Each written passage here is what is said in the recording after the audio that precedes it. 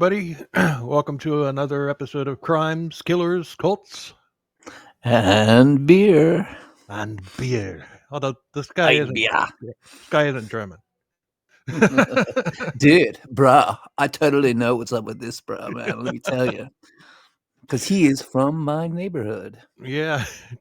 Um, did you, by any chance, read through the notes that I sent you? I took a quick glance at them. Yeah, there's an oops in there. It's kind of embarrassing. You'll know it when we get there.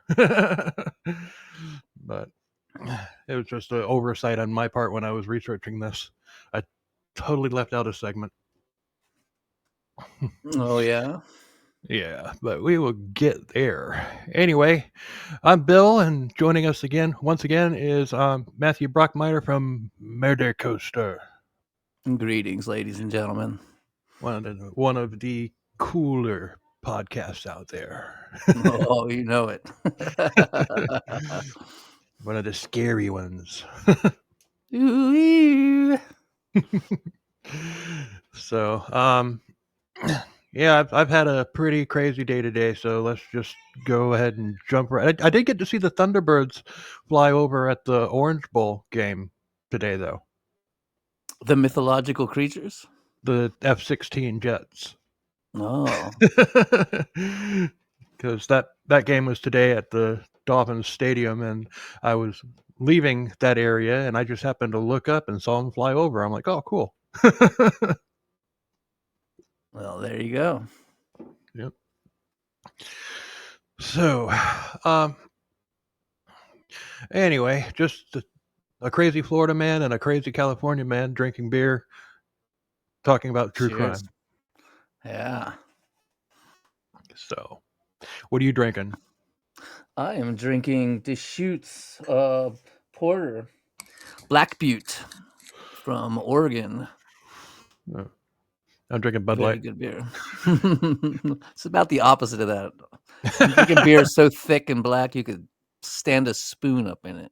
You could lubricate your car's engine with it. Yeah, there you go. Oil. So, Paul will not be joining us today. He's, as I mentioned before, he's a member of the National Guard, and he's training for an upcoming deployment. And he has to be up super early in the morning. You know, he was up super early this morning, and he's got to do the same thing tomorrow. So I talked to him a little bit before we got started. He was here briefly before we hit record, and he was just done. but he's, don't worry, he's not going anywhere. He is. He's just going to bed. So, well, today's episode's about a Marine, so yeah, there fitting. you go. Kind of fitting. And you picked this one for me. You said do Wayne Adam Ford. The only catch is I get to be on the episode too. I'm like, okay, done. We were having a little contest about who's crazier, Humboldt County or Florida. You probably got us beat, but I had to throw in some of our crazies as you covered the witch killers who made a little stand in Humboldt there. Yeah, a witch.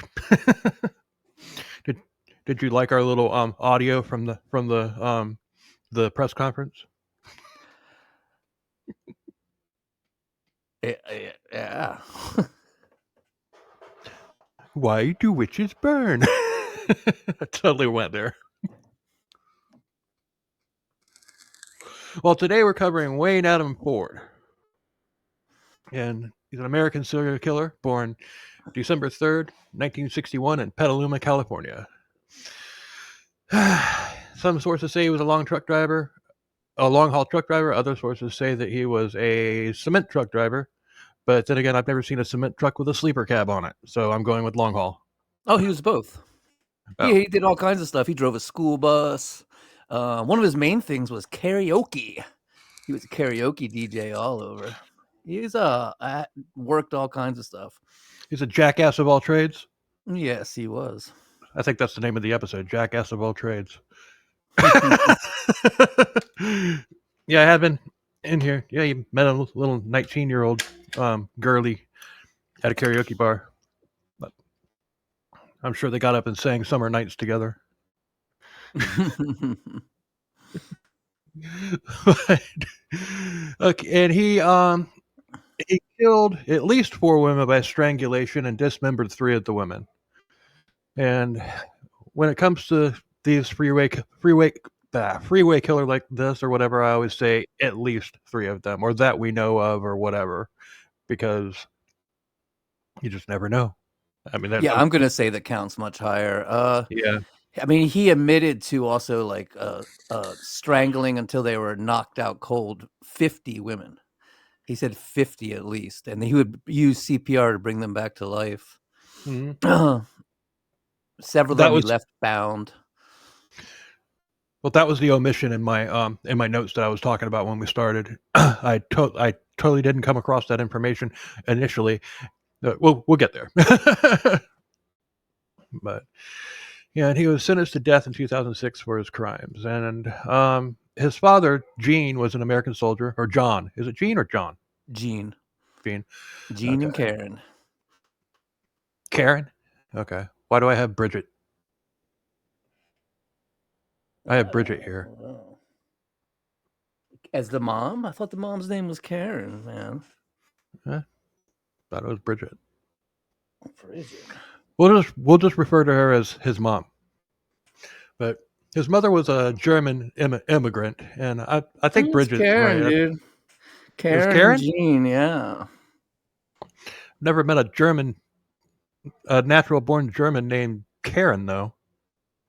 Oh, her middle is Karen Bridget Danziger. Oh, okay. I must have Mhm. seen the full name, and just ran with the middle name. Okay, Yes. we'll call her Born Karen. January 1942. Yeah, if I call her Bridget at some point, I'll try to call her Karen. But if I call her Bridget, we know what I'm talking about. So, but they divorced after a She 10-year was only turbulent 19 years marriage. old when they hooked up, which I think is interesting, and she just wanted to leave home really badly. Yeah, but she got with a chucklehead though. Well, Well, she chuckles heads too. I mean, she's a character, you know. She became a hippie and moved to India eventually, and she was not the best mother, and she was very. I mean, she's so young, 19 to have a kid, and she just wasn't Mhm. very affectionate with the children, and Well, yeah. she's German. I'm I'm Brock Maya right here, dude. But oh man, but when the when the marriage began to end, Gene was stationed in Okinawa, Japan. Wayne was the product of marital rape, and According to Karen. according Of to course, Karen. Gene. I mean, it's interesting when you see the timelines here because I've read a lot of interviews with both of them, and of course, you know, Gene disagrees. But you know that Karen's mom says that she was the product of rape as well. So if that was true, it would be 2 generations of rape made this serial killer, which is I don't you know, there's so much we don't know about psychopathy and It's a frick. sociopathy. How much It's a is freaking movie monster origin story there. yeah, yeah, right. You know, how much of it is genetic, how much of it is you know, is learned. But if it is genetic, I mean, that right there, product of a rape. Yeah. And he was I think that he was a rapist, and we don't know about all of his rape victims. Well, I mean, he was obviously a rapist. He was. There are victims that came out, you know, but I think that he was a serial rapist, and we don't know the half of it. That's my Yeah, you're personal probably opinion. right, and there probably are some of his children running around other than the one that we know about. Oof. Oh boy, just move out of California. Hell no. Well, I mean, this happened in my backyard. I live in Arcata, California. The bridge where he dumped the torso is right down the street from me, and I'll tell you a little bit about Humboldt County. It's the size of Connecticut. A lot of people don't realize just how big California is. So just this county that I'm in is the size of Connecticut. And that's not even the biggest county in California. Right. And, That's that we have one side that's coastal, and then the other side goes up into some mountains, and it's incredibly rural. It's like these huge redwood forests. And only the northern part of the northwestern part of the county is really densely populated. We have a college there. It used to be called Humboldt State, but now it's called Humboldt Cal Poly. And that's in Arcata, and then right below it, it's the city Eureka, where a lot of this story takes place as well. They're on a big bay. yeah, Best Eureka oysters comes in up the in a world. lot of Eureka comes up in quite a few serial killer stories. Wait, what? I don't know. I've heard it before. You might have been on the Witch Killers. I don't know. But I know I've heard that name come up, and I've driven. Well, I have no. Actually, I've never driven through the northern part of California. The farthest north I've ever been is Sacramento, like where Donner's Pass comes out. Yeah, that's That's east of Sacramento, Tahoe yeah. area, Truckee.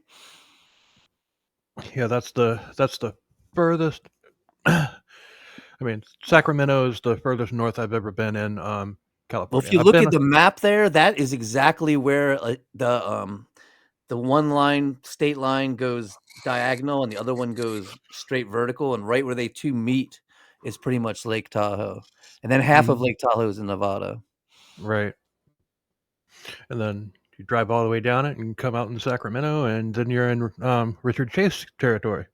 Yeah, totally. Well, there's all kinds of shit in Sacramento, man. That's a crazy place. They call it the armpit of California. It's also the capital. Yeah. Necrophilia was legal in California until Arnold Schwarzenegger signed a law to make it illegal when he was governor. I did know that. Not all heroes wear capes. Right. Some of them like to get to the chopper. Get to the chopper. So, Well, Wayne was a very sensitive little kid. He clung to his mother. They settled down in a Petaluma, like you're saying, and whereas his older brother Rodney was a bit of a more feisty, wild one, and they would often get into disputes, and their grandfather would make them box. Did you hear about this? He would no, make I them didn't hear fight it about that. out. Yeah. Which I always think is, a recipe for disaster, like, especially when you have little kids like that. And Wayne, being obviously the little brother and the sensitive one, he got the shit kicked out of him, which is sad. We covered one where these two brothers would like literally fist fight and everything, and then they would actually start shooting each other. I'm wanting to say it was Henry Lee Lucas, but I could be wrong. You can't believe a thing that guy says anyway. Oh, it Was it might not Pee-wee have been him. Gatkins? It was a Pee-wee? I can see that with him. I don't think it was Pee Wee. Those It crazy might carnies. actually. You know what? I think it was Pee Wee. Yeah, sounds about right. It's one of our funniest episodes. Oh, they're all funny. Well, most of them We're are. gonna do an episode about the writer that was writing his autobiography. We're getting sidetracked here, but We are. I don't know if you know all about that. It's really fascinating. Well, that biography. I mean, Final I truth. mean, he This is the had. final truth. You ever see the last podcast or listen to the last podcast episode on him? Yeah, Here's the final truth, and that's the I final truth. This just is the final truth, and that is the absolute final truth. like a redneck Ross Perot. Yeah, right.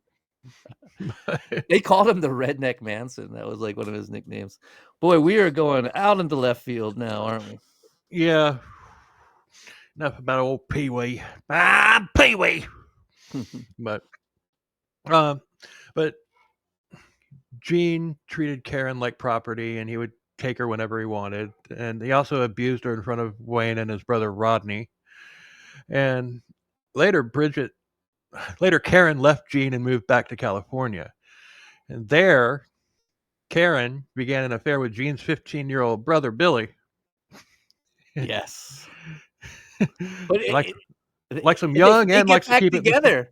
He comes back and he's like, he tells his little brother, "Well, you should probably stay away from her. She's fucking crazy." But then they hook back up for a while.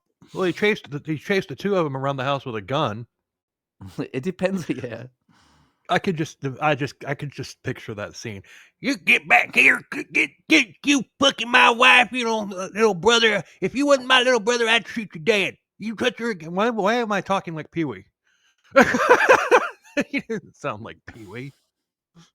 But uh, anyway, Oh, but uh, Gene, he is so cute. I like your little brother so much. I like his Pee Wee. Oh God. Oh man. So Gene came back and he learned of the affair and he exploded and the marriage even went downhill even further. But they did get back together, as you were saying. But they soon divorced, and Gene and Karen both found new partners. And Wayne didn't like this. He didn't like it at all. He completely rebelled. Yeah, He he did. turned into a bad child. He Mhm. one of the things he did was he hit a pregnant teacher at school and was suspended, which is that's I mean, he's showing violence towards women right away, right there. That's a huge red flag. Another Yeah. wild thing he did is he broke into the Ace Hardware store. And he didn't just, like, find an open window or see an open door. He actually planned this out, brought rope, climbed onto the roof, opened up the roof hatch, and lowered himself down in rope and grabbed all this shit. But the really wild thing was he was never caught, but it was, like, very big news that this had happened. But Oh he wow. told his brother. He told his brother about it, Rodney, about it, which he is constantly, as we'll see throughout this episode, trying to confess to his older brother, telling his older brother about the things that he's doing, which is it's very interesting. It's a very odd. Yeah, and he is a lot different, a lot more different from a lot of other serial killers out there because, yeah, it's just like he's doing all this shit and he doesn't care about the fact that he's doing it as he's doing it, but he later feels serious remorse for it. And actually, that's not even true. Sometimes he does care about it as he's doing it, and he stops. Right, right. So, so But, like, a he's lot of people put the blame on this, on the, severe head injury he encountered, which we'll get to in a right, minute, but I think it's important to notice that that he hit a pregnant teacher and was suspended at school long before any of that, and he was already showing antisocial, traits. So we can't put all the blame on that. You know, he was right. already something was already amiss there. When he was 15 years old, he lost his virginity. And then he was sent to Eureka to live with his Uncle Jimmy. You know Uncle Jimmy's cool, just the name, Uncle Jimmy. Uncle I mean, Jimmy gave him a motorcycle, was but, that why he got sent to live with Uncle Jimmy? well, see, there's so many different stories. Alright. According to him, his mother just said, "You're too much. I'm not dealing with you anymore," and locked the door. And he was literally locked out of his house, and he was young. And, Damn. but according to her, she couldn't take it, and she was calling her. She never, like, seriously kicked him out. That's what I'm saying. It's like you hear all these different stories from all these different family members, and, somewhere in there's the truth, but I'm not exactly sure where it lies. But he Yeah. always felt abandoned by his mother till constantly, and he was constantly saying it, "My mother abandoned me. My mother locked me out. My mother kicked me out. My mother never loved me. I But he never." still loves his mother, unlike unlike old Ed Kemper there. Right, and he would call her up until all the way up until the time he got, arrested. He'd call her in the middle of the night and be like, "Why didn't you love me?" And she's like, "I did love you." And he'd be like, "Why didn't you say you love me?" And she's like, "I Yeah. didn't think I had to. I thought you just knew it." And, Somebody needs a hug. he That's really all did need a hug. He that's really all did. But the thing is she was so young, you know what I mean? She was a yeah. 19-year-old mom. They say, For the like, for the guy relatives that say was that in when his she 30s. changed the diapers, she was harsh on him. She was rough on him. You know, she just didn't have that affection. Which, Yeah. I mean, being young is no excuse. I mean, you get young nannies, and a lot of times young people are affectionate and kind to children. It's the Yeah, odd but the situation. And person don't that blame it she on her being German, all right? God damn it, Bill. you set me up there. I couldn't. I had to knock it out of the park. All the German fans are like irate right now. You don't want to get them angry. Yeah, they have pretty short temp. No, that's just the Austrians. God, now I just pissed them off too. I'm kidding, people. I'm kidding. I'm sure every Well, so when single. he was just 16 years old, he starts applying for the military. And then when he was 17, he got his parents to sign the papers and he became a Marine. Yep, and his parents both agreed that was probably what was best for him. And he was good in the military. He liked it there. Yeah, until. Well, in 1980, he met a girl named Kelly at Shakey's Pizza. You remember those? Shakey's Pizza? Do they have them out there? Yeah, I loved Shakey's Pizza, I man. think. No, I'm They were thinking cool. Kelsey's. I'm thinking Kelsey's, which Kelsey's sucks. They were nationwide. I think there's only one left, and it's in Sacramento. But they were on the East Coast too. And I remember going to the one we went to would show old black and white horror movies. So I was like Oh yeah, you're right at stoked. home. Yeah, totally. The pizza could Pizza have and horror sucked, and you movies. still would have been the pizza could have sucked, and you would still been like, "Mommy, take me there. I want to go." I mean, the last time I ate at Shakey's, I was probably 14 or something. I can barely remember it. It was a long time ago. But he meets Kelly at the Shakey's, and they start dating. And he would walk 15 miles from the Marine base to her house, which she Damn. thought was odd. I know I know people who do things like that, and there's something up with them. They're like just a little off. Well, I mean, it's yeah, a and long walk, man. it's just like these people who start getting into like online relationships with people that live all the way across the country or even another part of the world. It's like the chances of you actually meeting that person are slim to none. Yeah, You know. yeah. But just the height that you know what I mean? Just like the determination, like I'm gonna walk 15 miles to go see this girl. I don't know. But then they saw this car. They were traveling together and they saw this car accident. Well, And he he would walk 15 miles and then he'd walk 15 more just to be the man who walks 30 miles just to fall down at her door. I guess so. It's You pretty didn't get that? intense, right? No, did I 50 walk I would 15? walk Oh, that's how I get it. Yeah. 500. Yeah. So they see this car accident and he approaches the vehicle and he sees that the passenger has a cut on their uh, corroded artery, and which is going to be another feature. The corroded artery is like a huge thing in this whole and everything that happens eventually. But he applies pressure to it like he's been taught. And as he's doing this, a drunken driver comes and just slams right into him, knocks him 40 feet off an embankment and down a cliff, and knocks every tooth out of his head, breaks a piece of his jaw off of his fucking face, and they've got to get it reapplied to his face, and he's in the ICU for like I can't. Was it 40 days he was in the ICU? Something like he was in like Yeah, ICU for a long time. he was in I a mean, coma for like 6 days. massive, yeah, massive head injuries. And after that, people say he was different, that he wasn't the same. Yeah. But he had 2 marriages. Both these marriages ended in divorce because of how badly he treated the women. And but Well, yeah, Mark. let's get down with Kelly, dude. Oh yeah, So I've got they a I got her. all I'm right. just setting it up. I actually there was a documentary that was all about Kelly's side of the story, and I pretty much went through all of it in these notes. So, That's some so fun stuff, weird shit. Oh, I yeah. can't So, wait to hear that. but What in was that 19 documentary? it was I'll tell you when we get there. Okay. um, he had 2 marriages, and both in 1983 marked the beginning of Wayne's work-related problems and rapid psychological decline. He became highly irritable and aggressive, and his work performance and attitude toward his superiors got worse.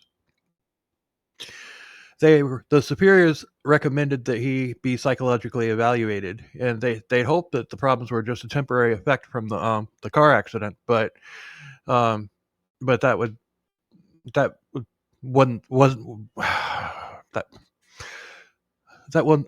Been at this 2 years and it's still that still hasn't stopped. I can take a deep breath, but he suffered from depression and alcohol abuse, and they also worried that he was a threat to himself because he exhibited suicidal tendencies, and he really did want a Pepsi, but he was transferred to the Naval Psychiatric Board on Long Beach. God, I think this is after the first divorce that all that went down now, isn't it? Yeah, I'm kind of just. Yeah, you're right. I've got this in the wrong place. Well, so like they get married, they elope. Him and Kelly, they elope to Las Vegas. They get married, and he is a fucking weirdo. He demands that she stay in the house naked at all times. Right. Cooks the food naked. He demands that she cook him fancy meals. And she said she'd just be like sitting there watching the TV naked. And he'd come over and just start sucking on her nipple and stuff. And Well, he's demanding all kinds of sex, and he's getting super weird. He makes a mold of her breasts. out of hot wax. What up with that? I can see me coming to my wife, honey, can I make a mold of your breast? She'd be like, get the fuck away from me. That would Like not happen. it's like, get the hell out of here, Jerry Brutos. Right. He reminds me of that, his fixation on breasts, very much. And he got a sheet and he cut 2 holes in it. And he would have her lay there with the sheet over her and just her breast exposed. And that like got him off, just seeing 2 boobies there in this sheet. Boobs. Just so strange. Is that not bizarre or what? He would have liked the movie Heavy Metal. Yeah, right. But Wayne's first wife, Kelly Pletcher, she did an interview on the Evil Lives Here documentary, season 9, episode 4. Oh yeah, I did. I watched that. Yeah. Oh no, I didn't watch The Evil Lives Here. I wanted to see that one. I watched I Lived with a Killer, which was about his brother. But she but she also, you know, when she did this interview, she was dying of cancer, and she wanted to get the story out there. She wanted to basically leave a legacy and, you know, get her side of everything out there, you know, straight from her mouth. Right. And so I'm gonna have to watch that. yeah, it's good. It's season 9, episode 4. But but we're gonna get through all that right now. But she said that she had no idea that Wayne was, you know, a serial killer until much later. But looking back, you know, she's like, the signs were all there. I mean, he treated her like property, showing her off to other Marines by making her dress in skimpy clothes in front of them. You know, she was basically a trophy wife.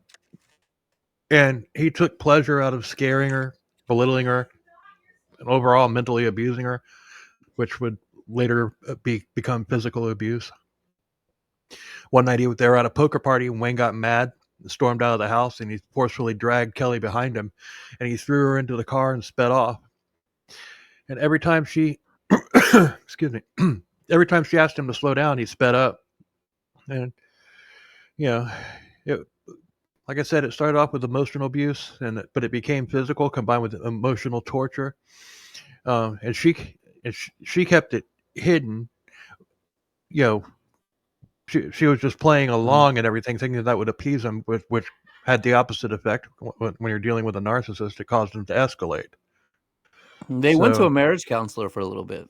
Yeah, and I've And the got that in marriage here counselor, too. he got so angry during the marriage counseling that the marriage counselor pulled her aside and was like, I don't think you should go home with him. He's fucking acting like he's crazy. Yeah, but they, you know, it's like, I don't know. I don't understand the mind of a narcissist. Oh, I do. You know, yeah. I understand it really well. Well, I've been with a couple of them, but I just don't understand how, you know, how somebody could just like literally get their kicks off of just destroying another person. It just doesn't make any sense to me. Oh, I don't understand that. I just understand thinking that you're the smartest person in the room. Oh yeah, I get that part. But I'm talking about the deep down, the deep down aspects Sociopath. of it. Yeah, Yeah, exactly. and then she starts seeing this guy Bob, right? That stuff was funny and weird to me because Well, he would, hold like, on. go out with them and, like, hang out with them a little bit, and it was so bizarre. They would go to Well, coffee, and he would sit there and tell Bob about all the different sex acts he did on her, like, trying to shock him, like her new mhm. boyfriend.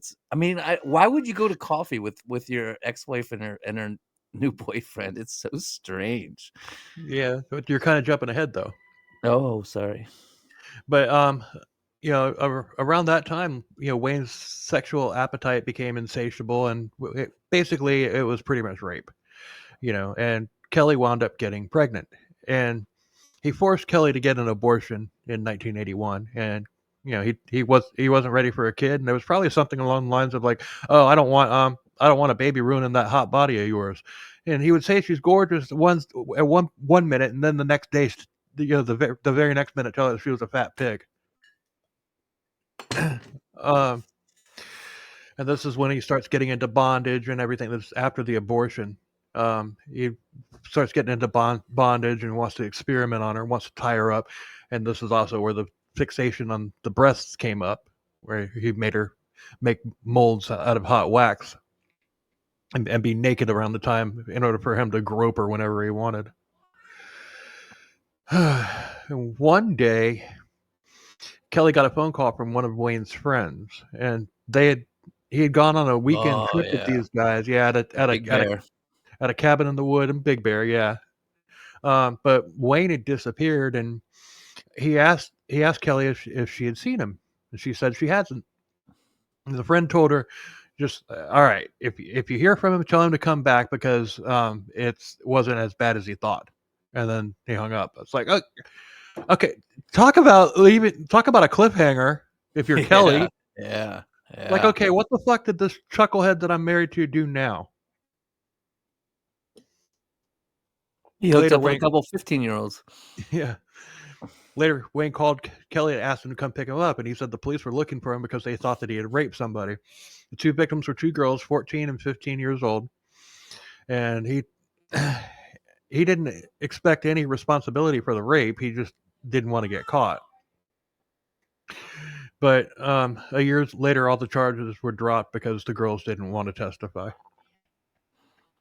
Yeah. So, this is how Kelly when Kelly tried to get away from Wayne, and that's when she learned just how dangerous of a man he was, and she gotten a new job, was going out with friends, including this guy Bob Bob. that you were talking about, Bob. and one night they were out, and Wayne was waiting, and they they had kind of separated at this point, but Wayne's car was at the house, so she's like, "Oh shit, he's here." Told the friend to keep driving because Wayne had been staying on the base at that point rather than in the house. But he had gotten it in his head that Kelly was cheating, and at she may have been at that point, but she did wind up Well, marrying they're this guy separated at later. this point, yeah. Yeah, so but he was hiding in the bushes in his BDUs with a bow and arrow. Yeah, So Rambo. yeah, so they're lucky that they didn't pull into the driveway. He would have probably killed Bob and maybe even her too. Yeah, and blamed it on Rambo. Yeah. You Like, can't he's make it already got stop, enough man. stuff on him. It You just drew don't go first away. blood. He drew first blood. You can't turn it off, man. But it wasn't over for Kelly yet. I mean that documentary was really good.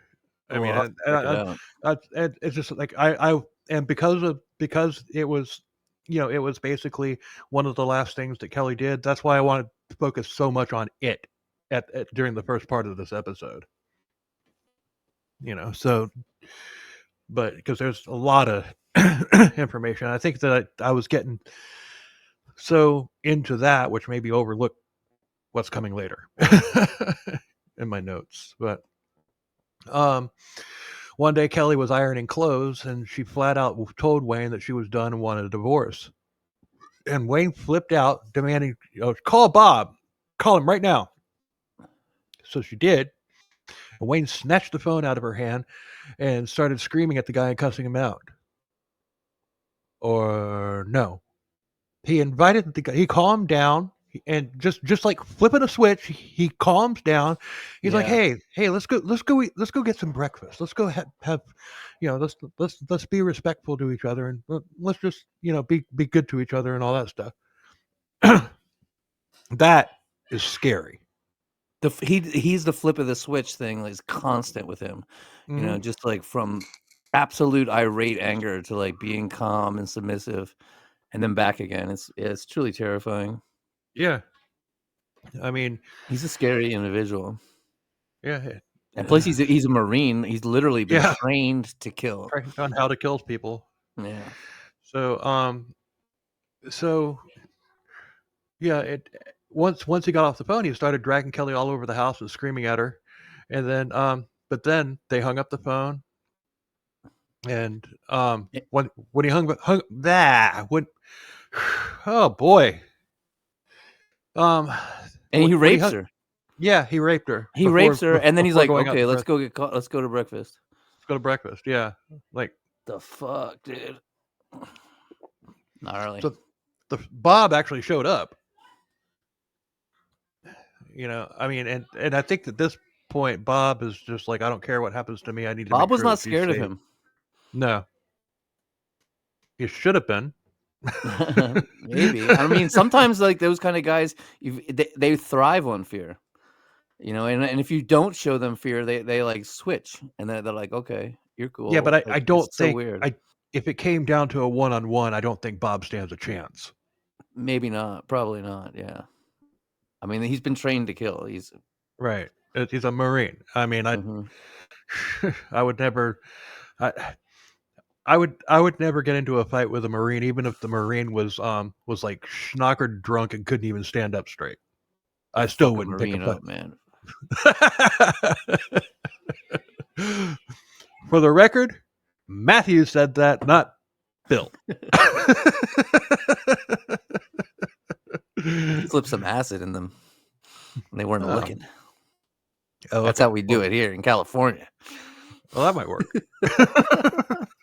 And then I take them to a fish show, and we'd have the best time ever, and we'd be best friends. I meant to bring I meant to bring this up at the beginning of the episode, Uh, but because I was like moving at ludicrous speed, trying to get ready and get set up and all that stuff and everything, but I forgot to mention it. Our mutual friend and fellow podcaster Morgan from mm, Human Monsters, yeah. um, he's having some serious medical issues. I'm not going to go too far into detail other other than that it's serious, and the his show is like on hiatus indefinitely, according to him, and from both He'll CKCB be back. and Murder Coaster, we both wish him a speedy recovery. Absolutely. Love Human Monsters. Love you, Morgan. Definitely. Mhm. Yeah, and I meant to do that at the beginning, but I was, like I said, I was at ludicrous speed when we got started. I was like trying to do 20 things at once. But anyway, that since this is the next episode that's coming out on our feed, so I needed that to be in this one because so it's like somewhat current. But And then he anyway, delays the divorce. He's like agrees to the divorce, but then when it comes time to sign the papers and everything, he like is a no show and they can't find him. And there's like a 30-day period where you have to do all this, so that then when he waits out the 30 days and then shows back up again, the 30 days have to start over again. He does but that a couple times. while they were at breakfast, he asked Bob if "Hey, do you know of any women with big boobs you could hook me up Yeah. with?" Like right, and Yeah. Kelly didn't really have this. She's totally just dogging Kelly because she was not very well endowed. Yeah, he's like, I want I want a Barbie with like double dams, Bob's like, and I'll let you know if I run into anybody. yeah, I'll let you know if I find somebody with a death wish. So, but And then Bob told Kelly to go home and pack, and he would come pick her up. She got the hell out of there with no incident. Moved in with Bob. They fell in love. Kelly felt safe, kinda, but she knew that Wayne wasn't done. He began harassing her at work, stalking her, admitting that he was watching her every move.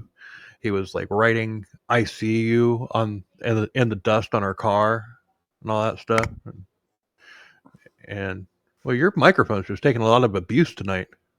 Oh, yeah, this thing's tough. You don't even know. But I mean, he's just stalking her. So they moved to Kelly and Bob moved to Palm Springs to get away from Wayne. And Wayne, of course, found out where they went and tracked him down. And they spent like the next 2 years moving from place to place to avoid Wayne, but he kept finding them. Just leave him alone, Wayne. Just leave him the hell alone. It's another thing I don't get about these types of people and everything. It's just like you break up because you're being an asshole. You think being a bigger asshole is going to make him come back? Well, he's probably just getting his kicks off of being an asshole. I don't know. It's very complex psychologically. Like they're overtaken by rage. You know, they act out without thinking. I don't think he's thinking of the consequences at all. He's just irate and working on pure anger because he would also punch holes in the walls, Right. kick indoors. I mean, he wasn't necessarily. He's just a violent kind of guy. You know what I mean? In a rage state. And this is about the time that he starts falling apart, because he was doing well in the military. He became a sergeant and he was working in the nuclear biological chemical. And he just completely started falling apart there in the Marines. Yeah. But we're gonna wrap up the information from the documentary, and then kind of get back to Wayne specifically here, which means we'll back up to what I had in the wrong place in the notes. um, but by 1996, Kelly hadn't heard from Wayne in a long time, and she and Bob had gotten married, and they had a child, and she had moved on. And Wayne had pretty much dropped off the radar until November 3rd of 1998, when Kelly's sister called to tell her that Wayne had just turned himself in for murders, 4 women over the past 14 months. And we're going to start getting into what led up to that right now. And I thought the information was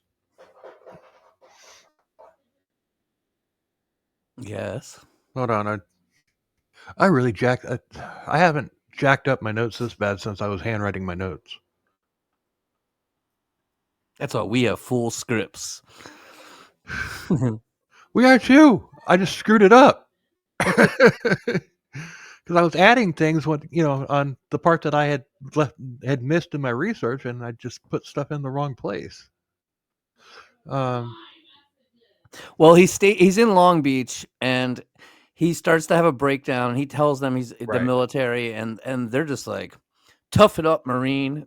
Go on." And then they send him off to Okinawa, and it's there that he just completely loses it. He Right. he starts acting erratically, violently, and then, like you're saying with the flick of the switch thing, he's going irate. They have to like chain him down at one point, and then he's like, "No, I'm good. I'm never going to hurt another person. As a matter of fact, I'm taking a vow of silence, and I'm going to fast and not eat." Well, please And just then he's fast for like a month. yeah. And then he switches back and goes crazy again, and they're like pumping him full of Halidol. They've got him restrained to the bed, and he's diagnosed with borderline personality disorder, manifested by BPD. intense and inappropriate anger and lack of control of his anger. And the Marines kick him out. He's out of there. He's done. And at this point, Yeah. he changes it. Starts going by his middle name, Adam. But yeah, Which a lot yeah. of the people in his family had done. Actually, his brother Rodney, that was actually his middle name, Rodney. He'd always gone by his middle name. William is my middle name. Valentine is mine. You totally should go by Valentine. Valentine Brockmeyer? Matthew Valentine Brockmeyer the second. Yeah, if I told you what my first name was, I'd have to kill you. So. Wow, that's pretty intense. My son's middle name is Dylan, and we call him Dylan. But when he goes to school, he goes by Roland by his first name. We've always called him Dylan. But yeah. Well, because But we digress. my grandfather, my dad, and myself all share the same name. I'm the third, and then my brother also had the same first name but a different middle name. So they wound up just calling my brother Paul, and me Bill or Billy when I was a kid. But Like George Foreman named every one of his children, including his girls, George. no. So, but I like Bill. I've gone by Will before. You know, like on my old radio show, I was Will. But anyway, but yeah, yeah. They also they found him. You know, like when this first this meltdown first started happening. You know, when he lost it and everything, he was found in the barracks in a huddled in a fetal position. You know, and they pretty much had to just drag him to the medical facility, and he even became violent toward the doctors there. What's going on over there, Bill?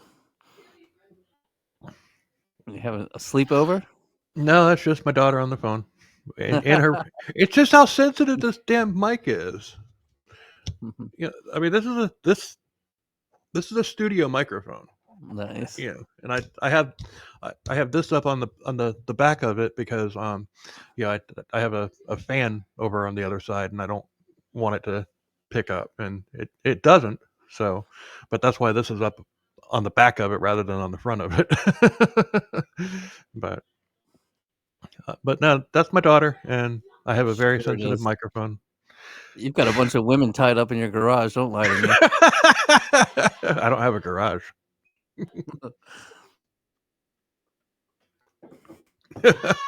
Edited. He then meets It is. Wadad. It will. Some of it will Are we get gonna go to edited. Wadad here?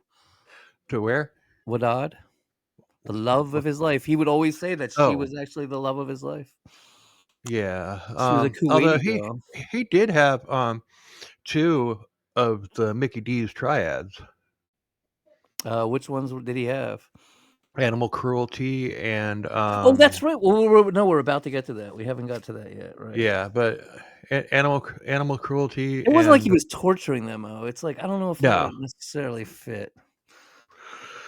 no, keeping a dog locked in a tiny kennel for 24/7 that could fit into it. He did that? I missed No, that somewhere. he didn't do that. Oh, okay. He just shot the neighbor's dog with a shotgun, Right. but we're not there yet. But Spoiler alert, folks. The dog gets it. Dog always dies. It's just the way life is.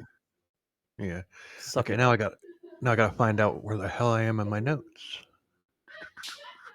I got to go back to the end. Okay, here we go.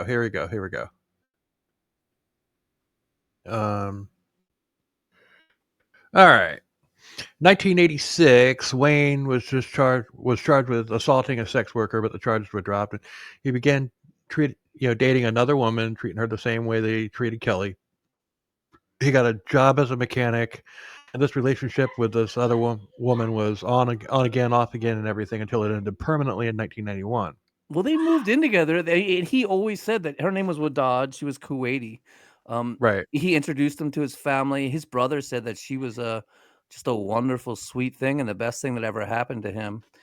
And yeah, he wanted to like do weird sex stuff with her. He really wanted to put pins in her nipples, and she would let him do it a little bit, but she wouldn't let him actually pierce them all the way through. And he let her, she let him, and they moved into San Clemente, which is a pretty nice neighborhood. And One day, you know about this one, right? This is really weird. So they're living together. He's got this girlfriend. She knows he's weird. He's doing this weird shit. And one day he comes home in tears, crying. And she's like, "What's the matter?" And he's like, "I don't know. I don't understand myself." And she's like, "What?" And he's like, "I just did something and I don't understand why. I don't understand why I did this. I feel so terrible." And she's like, "Well, what did you do? What did you do?" And the fact that he would admit this to his girlfriend is crazy. He's like, "I just saw this girl walking down the street. So I grabbed her purse, threw it on the roof of a building, bit her breast, and ran away." Like, what in the actual fuck, right? You look stunned, Bill. You've never done that? I'm trying to get my sound effects to work. They're not working. I'm like, I've struck him speechless. um, it's just so weird, and that's about the same time that the neighbor's dog, he said, was trying to attack her dog, and he shot it. Right. Hold on. This is. But he's running the karaoke bar at a Japanese restaurant, San Clemente. I wonder if he could sing. Was he a singer? I don't He must know. have been. He was always doing the karaoke all But over Northern California, Southern California. he I mean he had to have been, but there's no recorded there's no recorded Right. recordings of him like there is with like Danny Rolling out there. Well, he was just doing karaoke. He wasn't writing his own beautiful country western ballads. Well, little did Danny Rolling know some idiot podcasters was going to come around 30 years later and write a heavy metal version of his song. That's so cool. But it was there he met Elizabeth, who was 12 years younger than him.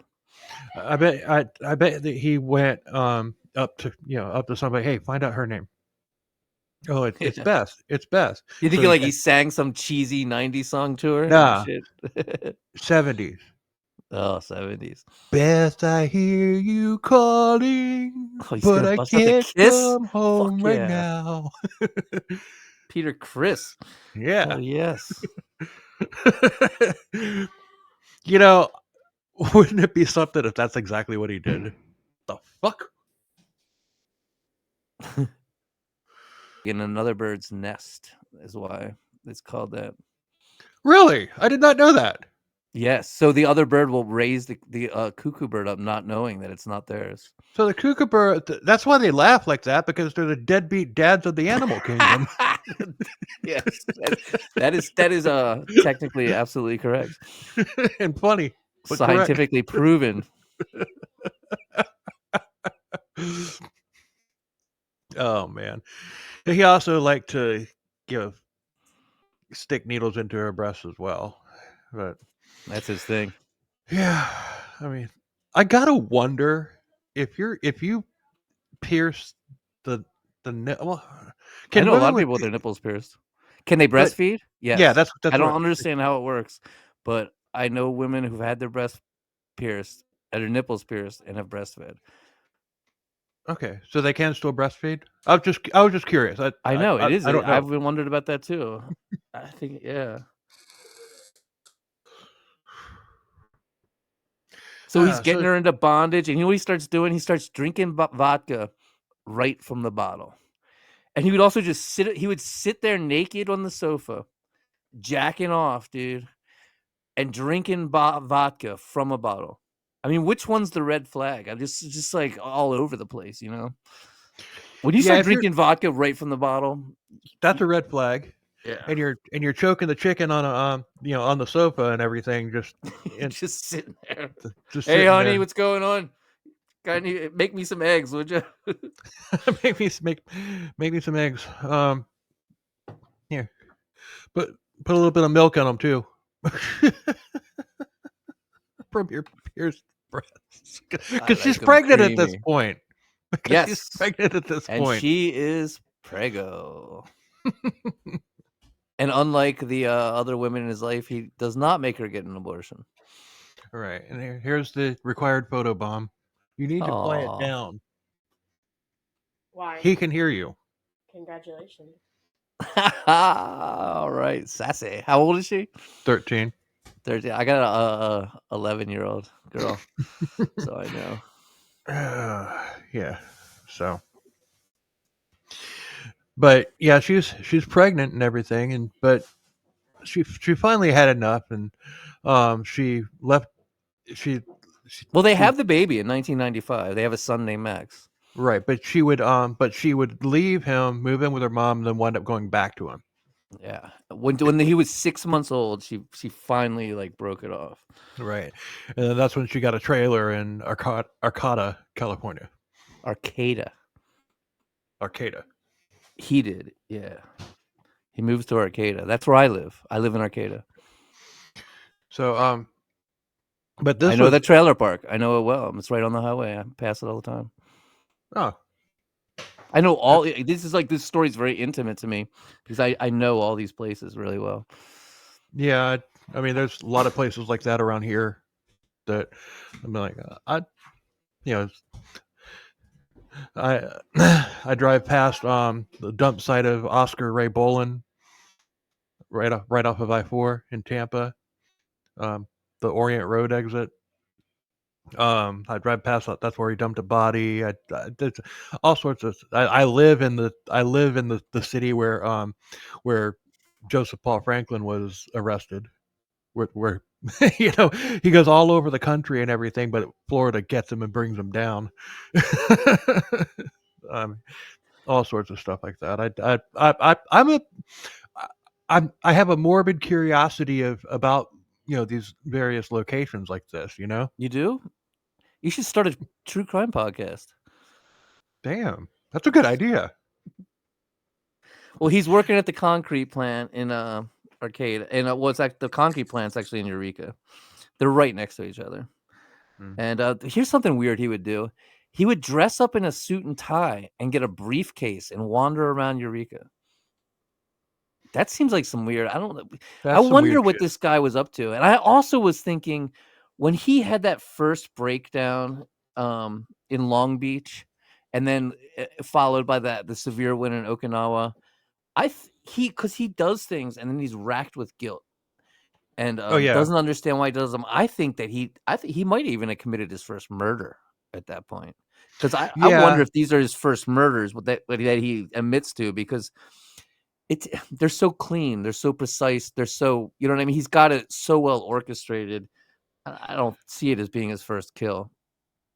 And if he no, wasn't not at all. murdering, I think he was doing like a series of rapes, like Well, something was going one on more there. one more thing about Beth. The song? What? No, the ex-wife. when she, Elizabeth. Elizabeth, when You're thinking she of the Kiss song. when she was, what made her leave out for good was her 15-year-old nephew had come over to visit, and Wayne got drunk. I'm hoping that he had clothes on when the nephew was over, but we don't know. But he told the nephew that he hated all women and he wanted to kill them all as revenge for his mother and his first wife leaving him. And when the nephew went and told Elizabeth this, that was all she needed to hear. And she bolted, and that's when they got divorced. They were But wasted when he said that, though. huh? Weren't they wasted when he said that? Oh, Wayne was. Wait, it was. But but she tried to she she tried to keep him involved in her son's life, but he didn't. But he basically abandoned his son. But then he flips the script later on, which we'll Well, get he to. didn't really abandon him as much. Well, kind of, but Well, he did. He didn't want really anything to do with it. His son. he went to a few visits. I mean, the kid was only 6 months old. I mean, Right. it wouldn't be long until he was. I mean, so many things happen. So much karaoke, and he does all these different jobs, and it almost, like, when you read about it, it feels like this must be like a long, you know what I mean? But like, I think it's just like a year or two, right? Like, because yeah, it's in 1997 that he moves out.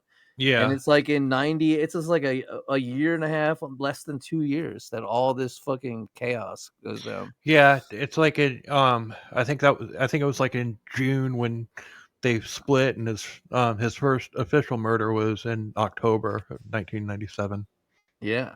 So it's very shortly after they split up that he commits this first known murder.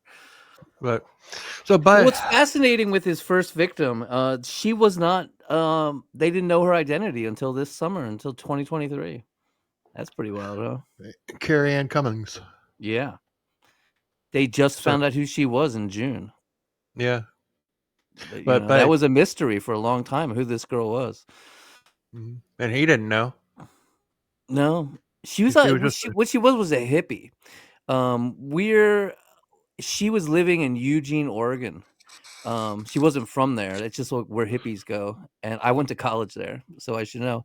And then we have like a little bit of a sisterhood here in Arcata, California with them in a way, because it's just the hippies will come from Arcata, go back to Eugene. And so everyone who was looking for her when she went missing, they were looking in Eugene. They were up in Oregon. They had no idea she was even in Arcata.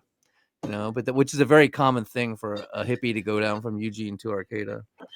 But he picked her up hitchhiking. She was a young girl, only 25. She was wearing like one of those hippie beanie things, and she wanted to go to the beach. So we took her to Clam Beach, which is up by McKinleyville. Clam Beach? Yeah, it's beautiful, beautiful beach. I walk my dog there like all the time, a couple times a week. And very secluded, very just empty. All the beaches, they call this the Lost Coast because even in the areas that are populated, a lot of times the beaches aren't that popular, or they're popular, but it's just a very rural place and sparsely populated. So and then we have beaches that you have to drive like crazy distances to get to, like crazy windy dirt roads up and over, like Shelter Cove. And when you get there, there's nowhere else to go. You have to just turn around and go back that same way. And so they call it the Lost Coast because it doesn't connect to anything, and it's very secluded, beyond secluded. I need to get out there. For one thing, I'm a lighthouse enthusiast. I've been we to got 30. Lots of them.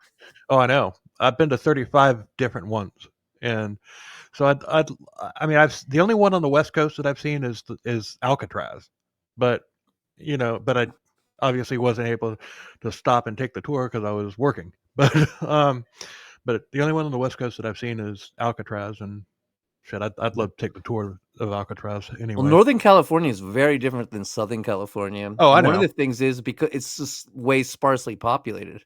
Because I go down to SoCal, I love it down there. It's warm, you know what I mean? It's but man, you can't fucking park.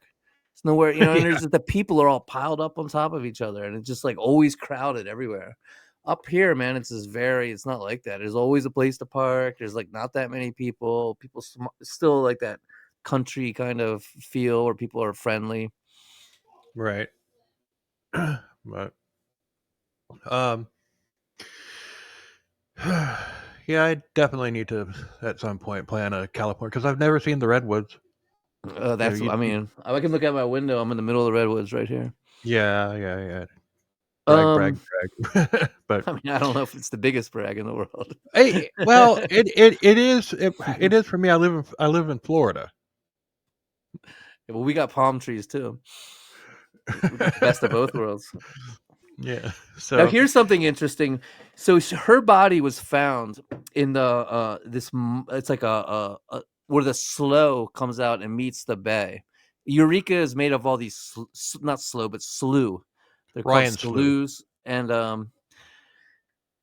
my friend was in high school at the time and was right on the school bus, and it's right there on the 101. It's like that where they found her body, and he said that the traffic was all stopped up because this big police thing was going on, and they had this whole area taped off. Oh, damn. And they had to go very slow by there. And he said they all looked out the window and saw the torso being pulled out.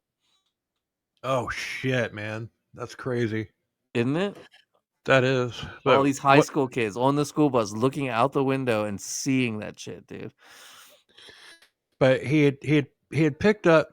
Well, for the longest time she was Jane Doe, but he picked up 25-year-old Carrie Ann Cummings, and he raped her and he stabbed her 30 times, and he cut her torso right across the abdomen and disemboweled her. He then dismembered her and decapitated her. And October 26th of 1997, like you were saying, a duck hunter was canoeing in Ryan Slough near Eureka, California, and he he found her torso, but no arms or legs or head or breast. So, like, the best way that they think that this happened was he took her to Clam Beach. He was into, so remember we talked about the carotid arteries, where he Mhm. was like, when he got hit by the car, he was trying to stop that. Also in the Marines, he learned how to disable the carotid arteries as a form of making someone like pass out or to kill them. And during sex, he would often grab girls by the throat, and he knew how to perfectly grab them there to grab both those arteries and stop the blood from flowing to the brain, which can, some people like it. It can cause a euphoric high, but they think that it's so hard to, the way his interviews, he's just like all over the place. He's crazy, but It's the real version of the Vulcan neck pinch. yeah. So he was having sex with her on the beach in Clam Beach there, in McKinleyville, by McKinleyville, and he killed her, supposedly accidentally. And then talk about a secluded beach. He was able to like wrap her up and get her back into his car. It's like probably the middle of the night. There's not really anybody there out there, and Right. bring her back to his trailer in Arcata. Put her in the bathtub. He stabbed. Those stab wounds are post mortem. Oh, He I stabbed know. her 36 times when she was already dead, which is like a true sign of like just insanity and So anger, and he's like there playing, was no reason to do it. You know what I mean? Like, and then he cut her breasts off and kept them as trophies. well, he cut her breasts off. He put them in the oven and he baked them until they liquefied into fat, and then he poured the fat into a coffee pot, which he kept, and authorities Right. later found. Yeah, Found and that. he chopped her head off. He chopped her arm. So he took her head and arms and he took them to the Mad River and he buried them and put a piece of concrete over them. But they have never been found. They have never, to this day, no one knows whatever happened to him. But then he took her thighs and cut the meat off and put it in her freezer. And much Yeah. later, he would freak out and bury it in a stump of a redwood tree, and the cops would actually find that. I So that I he's like, he gotta. wanted to be a cannibal. He really did. Yeah, He cooked that's her what I was just breasts. gonna. He That's what cut I the was just gonna meat off her ask you. thighs. Yeah. It's like it did. Maybe, do you think he ate some? Just a little taste? He might have. Who I knows? mean, if you, if you told me that no, he didn't, I would believe you. But if you said yes, he did, I would also believe you. I mean, I don't know. He You never know, admitted to it. He never admitted to it, but, like, I think there's a well, lot of things this guy is not maybe it was admitting to. maybe it was too ashamed to do it, to Yeah, admit to it, definitely. because he Um, definitely later on he's definitely ashamed of the things that he's done. right. Um, Here's something interesting.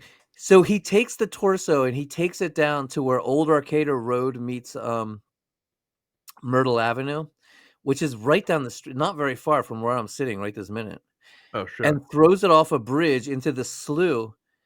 And dude, that fucking torso went all the way through Eureka, dude. Like he threw it like on the other side of Eureka from the bay.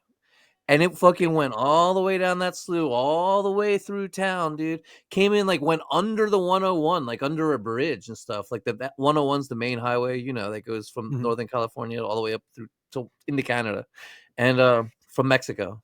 And that's fucking crazy to me. Just to think that that fucking torso floated all that way. Like all these people are sitting in their yards having barbecues and shit, dude, and next to that slough, and the thing's coming by, you know what I mean, bobbing along, no one notices. Oh man, that's creepy, isn't it? Yeah, and if they did, oh, it's a log, or oh, it's a mannequin, or Dude, someone threw away a perfectly good female torso.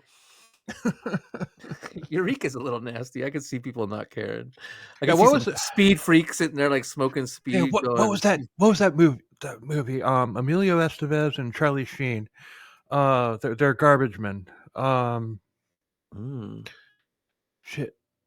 they wind up with this black man supervising them on their route and everything because they're fuck ups or whatever, and they find a trash can that has a corpse in it, and then the black guy, I can't remember what the actor's name was or whatever. Just what you just said just reminded me of that. But he's like, "Damn, looks like somebody wasted a perfectly good white woman." Well, there was a line like that in that movie, that John Cusack movie, Better Off Dead, as well. I haven't seen that movie in a very long time. It's a Christmas movie. We just watched it. Oh, It is. There's a big Christmas scene. What, dude? so he goes into presumably he goes into a cooling off period, and this is October of 1997, and the autopsy determined that the torso, and she was known as Torso Girl. Yeah, which is so sad. Yeah, I mean, just like Orange Sock Girl with Henry Lee Lucas. You know, Aren't sock girls got more dignity than torso girl though, for some reason? Maybe, I don't know. Maybe I'm wrong. a little bit, but Orange Sock Girl hasn't been identified yet, and this happened. Orange Has she Sock not? Girl, I don't think she has, not that I know of. Yeah, well, she just. I mean, dude, she literally got identified 6 months ago. True, That's wild. this happened. Whoa. This happened. You know, Orange Sock Girl was like That was in 15 '70s. years. Yeah, Yeah, even like 20 prior. maybe. Yeah. Yeah, so more dignity in death, but still no justice. No justice. So sad. But they determined that she had been dead for around 3 days, and months. You know, like you were saying, it's like later on, months later, they found like pretty much everything except for the head and what was it? One of the arms. No, they didn't find. Oh, and that's right. One arm did. One arm washed up in McKinleyville on the beach. Yeah. But he had cut Because off her the Mad fingertips. River, that's where that he was basically by the mouth of the Mad River, where the Mad River meets the Pacific Ocean there, and so he had buried it by the river, and it had gotten loose, and then they found it on the beach in McKinleyville, the one arm. So like, yeah, they never found the head or the other arm. Why was it called the Mad River? Or why is it called the Mad River? I don't know. That's I'm assuming that's some family's name, but it's a huge thing around here. We have like the Mad River Hospital, the Mad River this, the Mad River that. It's a really big. It's a beautiful river. Okay, I was just curious. I know, and I feel I'm kind of just embarrassed that I don't know because I'm like real big history buff. I'm like really into history and shit. I'm like, California. What the fuck is wrong with you? Northern California, like north of Sacramento, is like the only spot in the country that I haven't been. And well, that I haven't. Out here, we'll have a beer, buddy. I haven't been to Maine, but Maine or Rhode Island. But see, I've been to all the states, but I'm not a long haul trucker like you. I'm a Grateful Dead head. We would go see Jerry everywhere. There you go. I'm not a long haul trucker anymore. I just drive in Florida,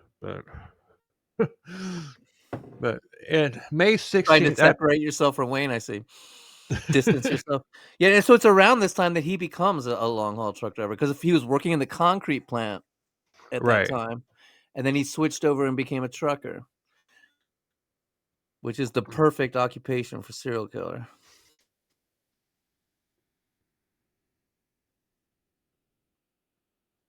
Did you are you trying to do a sound effect, or did I just strike you silent again?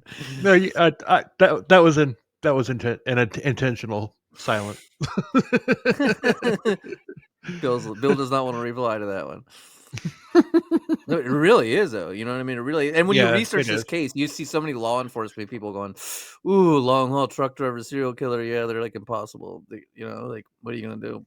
They're not. There's a bunch of them out there. We're gonna cover Robert Ben Rhodes at some point.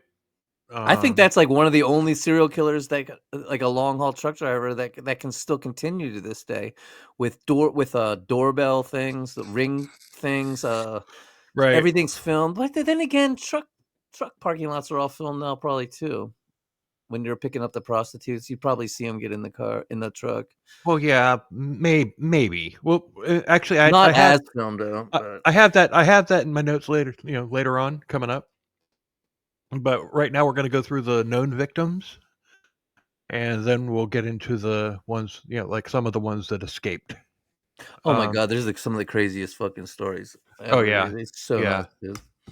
But on May 16th of 98, 26-year-old Tina Renee Gibbs was abducted and found strangled to death in the Button Willow Aqueduct on June 2nd of 1998.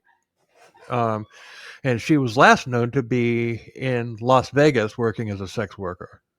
So he had to have picked her up in Vegas. Yeah.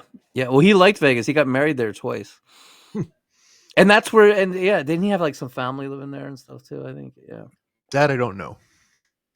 But on September 20th, I'm just going to kind of rapid fire through because we're not going to get the gory details from from Wayne about what happened because of the fact that well, we just got some pretty gory. I would say decapitating and amputating the arms off a corpse and cooking the breast in the oven and making that's pretty fucking. But that's evidence that was found after the fact. What I'm talking about is a breakdown of what happened when these girls were in the truck. Well, and that's we get a pretty good idea by the women who survived. Exactly. That's what I was just going to say. So on September 25th and 1998, 25-year-old Lynette White was found in a ditch in Lodi, California, off of I-5. Where's Lodi? Southern California. Okay, I've probably been to the Flying J. I'm guessing it's probably the one off in Barstow. Flying J. Down by there. Yep. Yeah, pretty much. Yeah, I've been to that truck stop. I've slept at. I've done a 34-hour reset at that truck stop. They say in Fear and Loathing in Las Vegas, it's a bat country. I did see a swarm of bats there. I think it was there. There you go. See, but she was naked, and although there was a Flying J bag near the body that had jewelry and bloody hair, as well as her clothes in it, and the bloody hair was probably attached to the clothes. But and she had been dead for several days, and there was a stab mark on one of her breasts, and it was believed that she had been dumped out of a moving vehicle. And the last time she was seen alive, she was going to get milk for her baby. Jesus Christ. So she must have lived pretty close to that Flying J and just happened to be where that's probably where he picked her up. He said that he picked her up. He did talk about her for a hot second.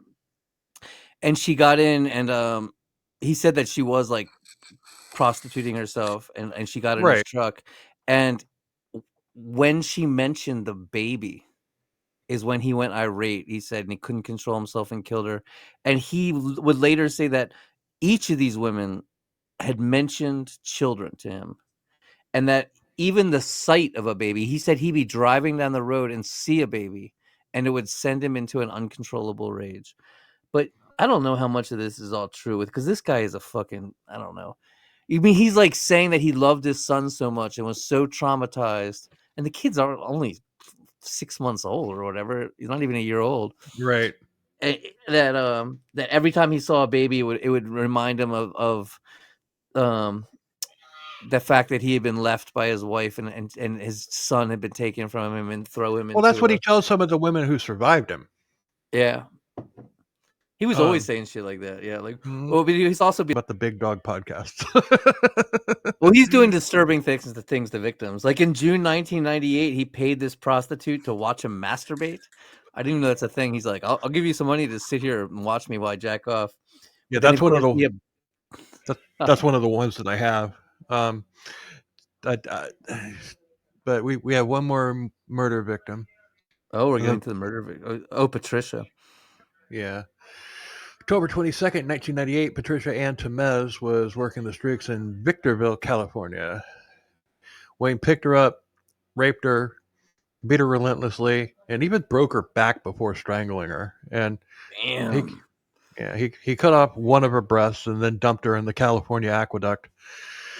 And two That's the breast guards. he would keep. He would keep that. He would keep that breast. Yep, and that one will. Yeah, that one. Remember that booby. Yeah, remember that booby. It's probably one of the most important boobies ever to be. Enter Humboldt County, California. Yeah, but two guards found the body floating in the water.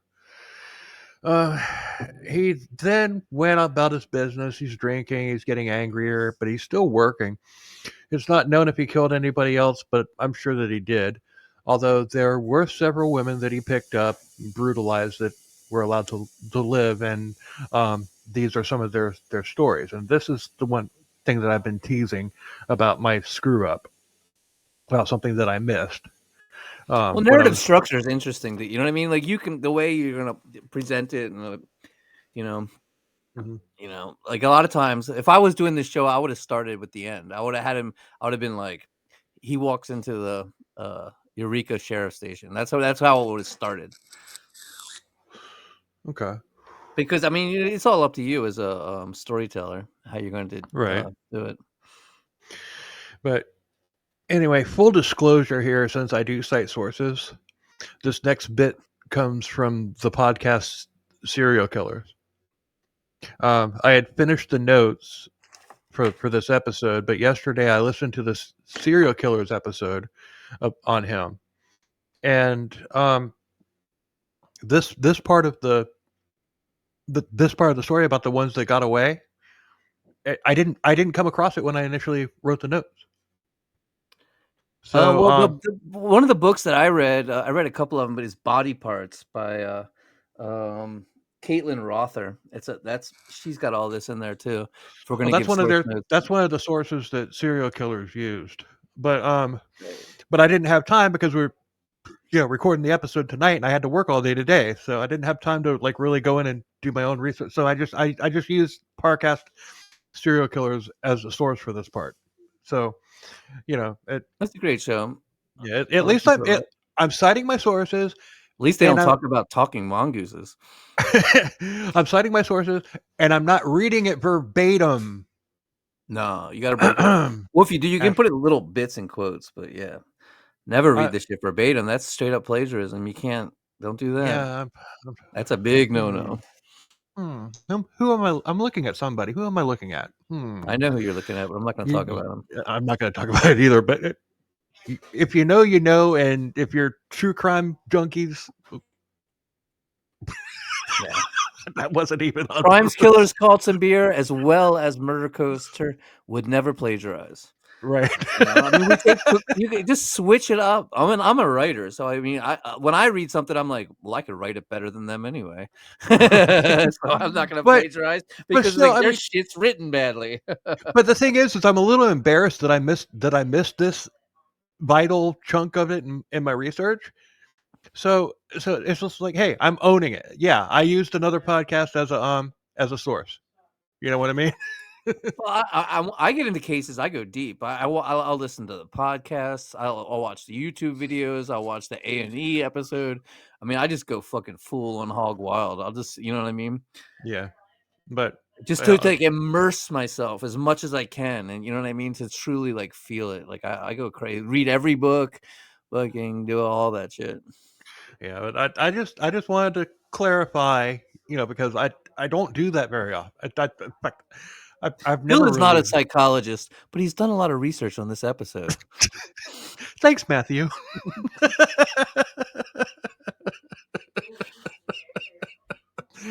I think we did that on Peter Curtin too.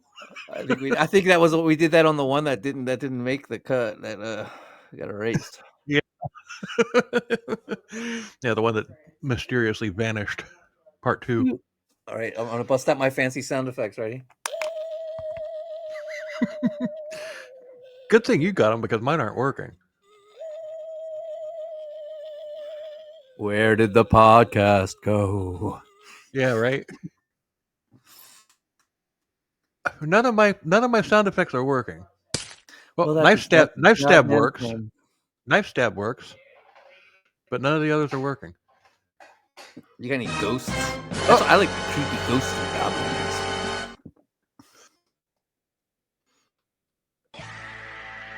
I'm always like, Now they're working.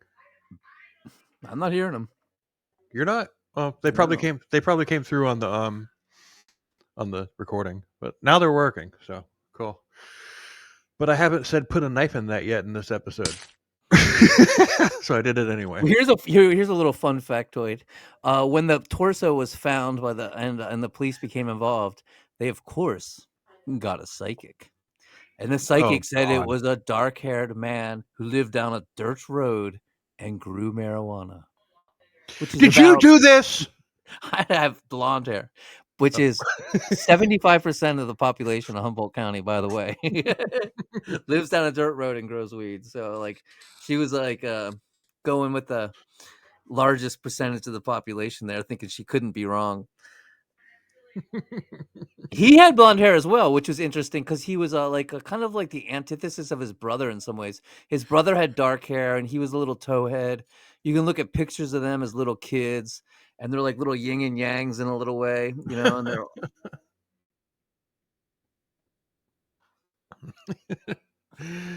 So this is the one that you started talking about. He had picked up a sex worker in Anaheim, and he said that he just wanted to pay her to watch him jerk off, and she agreed. But once she got into the cab of the truck, would you agree?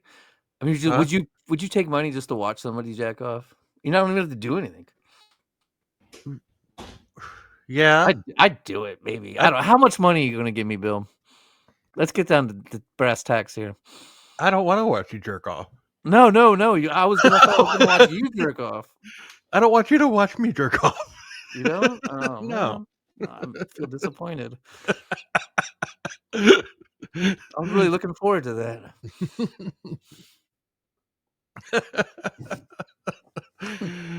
Oh God, Bill If is Todd- blushing. Oh, we were on YouTube. They'll be able to see it.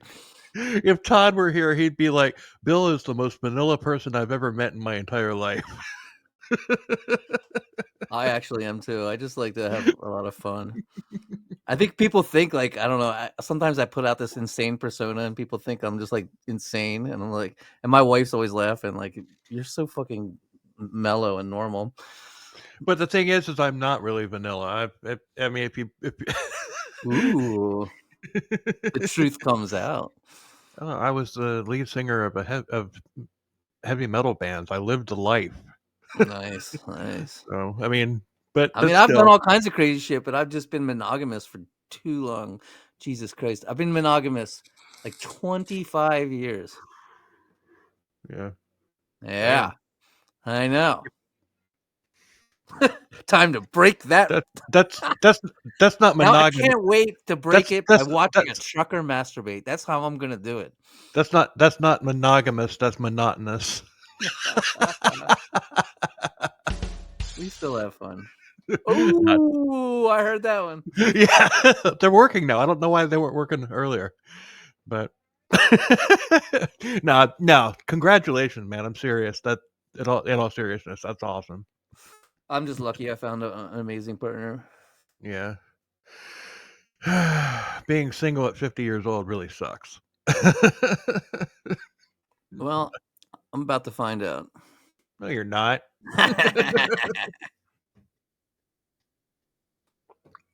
The only way I'm going to find out is if I have to do an episode about you. Oh no. I don't see that happening. So anyway, once he got her in the truck, he tied her up in the sleeper and he raped her.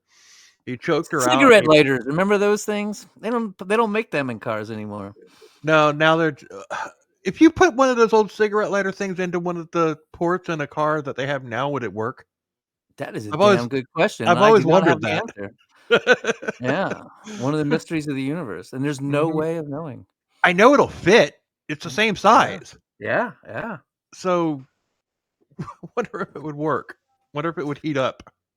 I wonder. Maybe. This is, see the questions you get here at Crimes, Killers, Cults, and Beer? This is why you listen. These, universal truths. Yeah. Oh man, Paul's gonna listen to this one when he edits. He's just like, son of a bitch. I wish I could have been a part of it. Oh, we have fun. You're missing out, Paul. There'll be more, I'm sure. Definitely. I love doing episodes Sleep with was you. worth it. Oh yeah.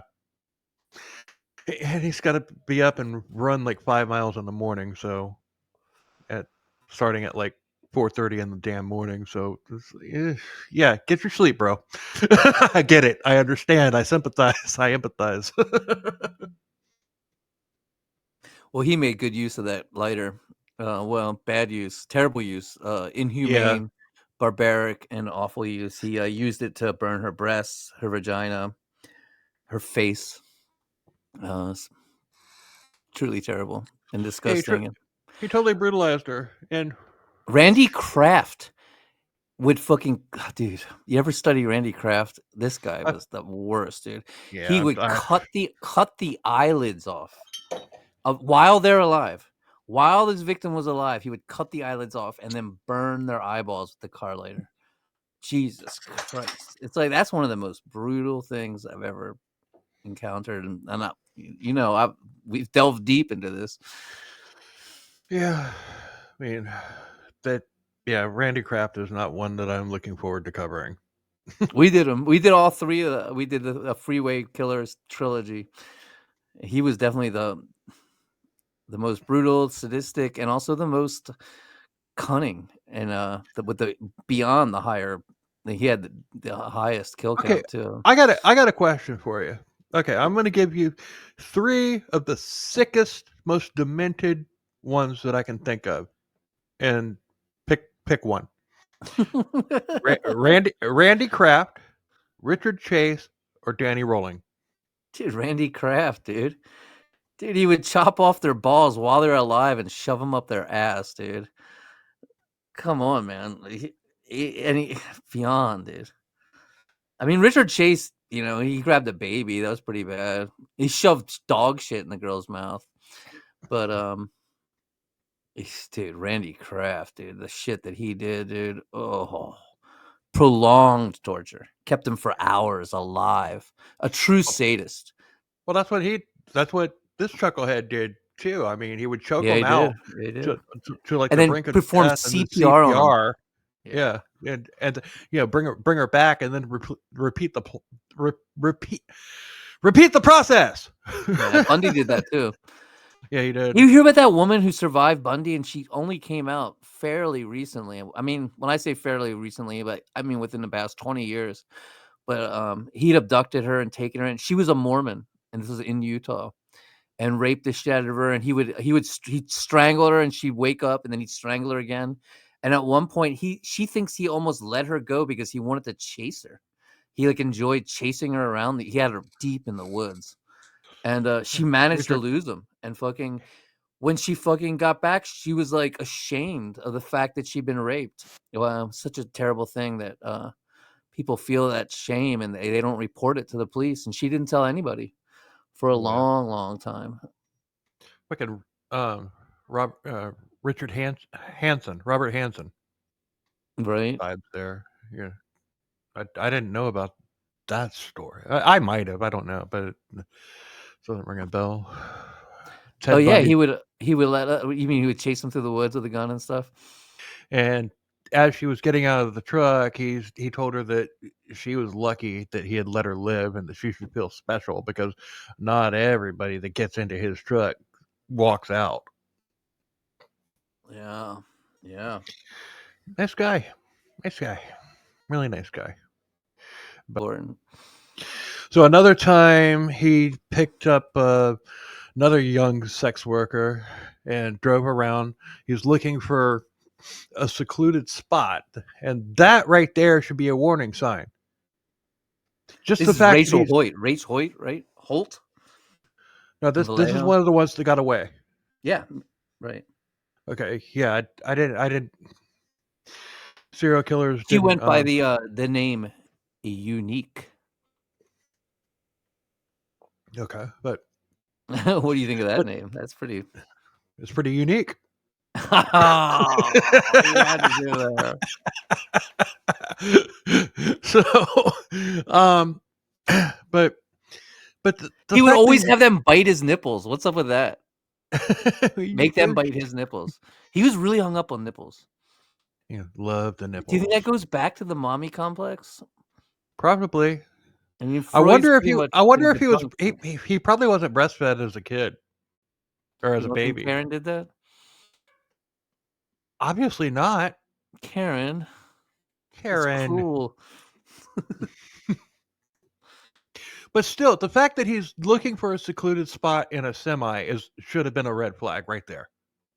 Because Well, I mean, you're not going to fuck in a crowded spot. Well, you're right. You got the back. You got the hold back. on, You can do whatever you hold want. on. You can park a semi truck at a crowded truck stop and be as loud as you want, and the driver in the truck next to you won't hear a damn thing over the sound of his own engine and your engine and all the other trucks' engines. You're not gonna hear a damn thing. But those tractors they do move back and forth and everything. So if there's lots of movement inside the cab, like a fight or something like that, then the cab's going to sway a little bit, and that's how that's how you can tell if somebody's getting lucky in a semi. The thing literally will sway a little bit. I don't think So Unique was getting lucky. no, she wasn't. I'm just talking in general. Um, Sorry.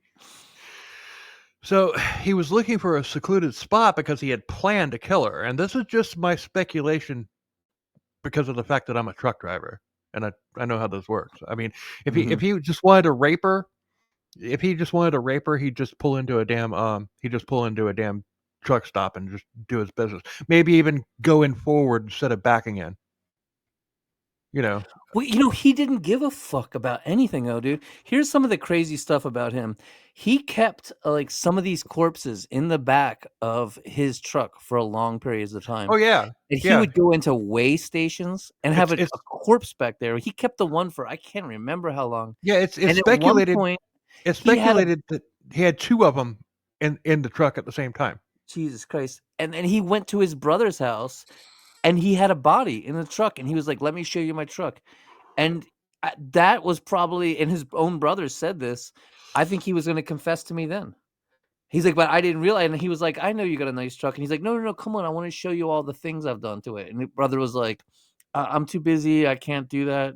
And he's I like, don't wanna "Later, see your I truck." found out that there was a fucking body in there." And he might have been wanting to show me the fact that he had a body in the Yeah. truck. So they found an empty parking lot at a closed hardware store, and there and that's another thing. If you're going to go into a parking lot of a closed, big store like that, go around back. Yeah, because the Go cops around back. patrol those areas. They look in that stuff. But still, especially hardware stores will let drivers come into there and not think anything of it. They'll let them sleep there for the night. Right. Like Lowe's and Home Depot both do that. Walmart used to. Walmart, yeah. Oh, they don't do that anymore? No. Because it got so bad because it was not just truckers, it was like all kinds of people. Yeah, it's like they Like were becoming truck gypsies stops. Yeah, exactly. So, but Walmart doesn't let you do it anymore, but Home Depot and Lowe's do. So they found the empty parking lot, and he tied her up, and he forced her to do all sorts of nasty things to him, biting his nipples, not biting something else, but still inserting into her mouth. And the violence. Nipple biting's not that bad. That's not what I was talking about. He I know, made her. but He made her go down on him. I know, but I'm just saying. You said that you're like he did nasty stuff, like had her bite his nipples. Let's not kink shame here. Come on, man. I know that you're. It's nasty. It's not like nasty. It's not like It's nasty. not like using ew. a car lighter to burn a woman's vagina. Come on. No, man. it's not like nasty. Ew. It's just like ooh, that's nasty. It's not nasty. Ew. It's ooh, that's nasty. And this episode has officially gone off the rails. But here's something interesting. He could not get a hard on. I know that came up some. No, it didn't come up apparently. Boom.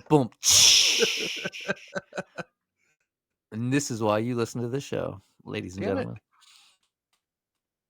the hell's up with now that my sound effects aren't working again? You don't need sound effects. You got me, dog. Yeah. You want to hear the best one-liner of all time? Sure, let's hear it. Two snare drums and a cymbal fall off a cliff. But bump.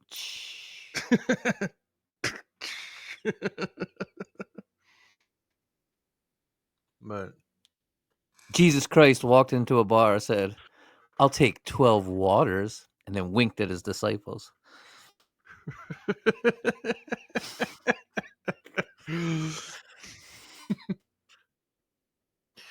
So anyway, did all those that's nasty things to him, and the violence escalated as time went on, and he choked her out, and he brought her back several times as well. And when he was finished, he just laid back and didn't do anything more. But this girl didn't bolt. She started talking to Wayne. She's asking him why are you doing this? Wayne says it's because he has a deep hatred for his ex-wife Beth because she had hurt him, or Elizabeth, and for keeping his son from him. He loves Kiss. And he wanted revenge. Revenge is a Kiss album name. Hell yeah. It's a pretty damn good album too. I'm gonna rock and roll all night and party every day, dog. It's like Revenge was like their only metal album. But he wanted revenge on her, and so he liked to take it out on people like her. But then Wayne just broke down and started crying, and he grabbed her in his arms and he held her and cried, and she stroked his hair, telling him it'd be okay, and he let her leave. But she managed to grab the ropes that she had been tied with. She called 911, and police came and took her statement, and she was taken to a hospital. A rape kit was done on her, and she was also to get a sketch of Wayne. She was beat the fuck up. Yeah, she was. I mean, she was brutalized her. Yeah, she was terribly beaten. Terrible. Yeah. But she was able to get a sketch of Wayne through a sketch artist. Mm-hmm. Next, Wayne went and picked up another sex worker, and these women that he let go intertwine with his murders. So it would be kind of difficult to put them in chronological order because we don't have the dates of these women that survived. Well, Valerie Rondi was in September. Is that who you're talking about? I think so. She was in Eureka, and she was walking down the 101 there, the highway. Right. She's a junkie. Yeah. Wayne said that he would get her back the next day, and she finally agreed. But it didn't go that way. He just wanted, from hell.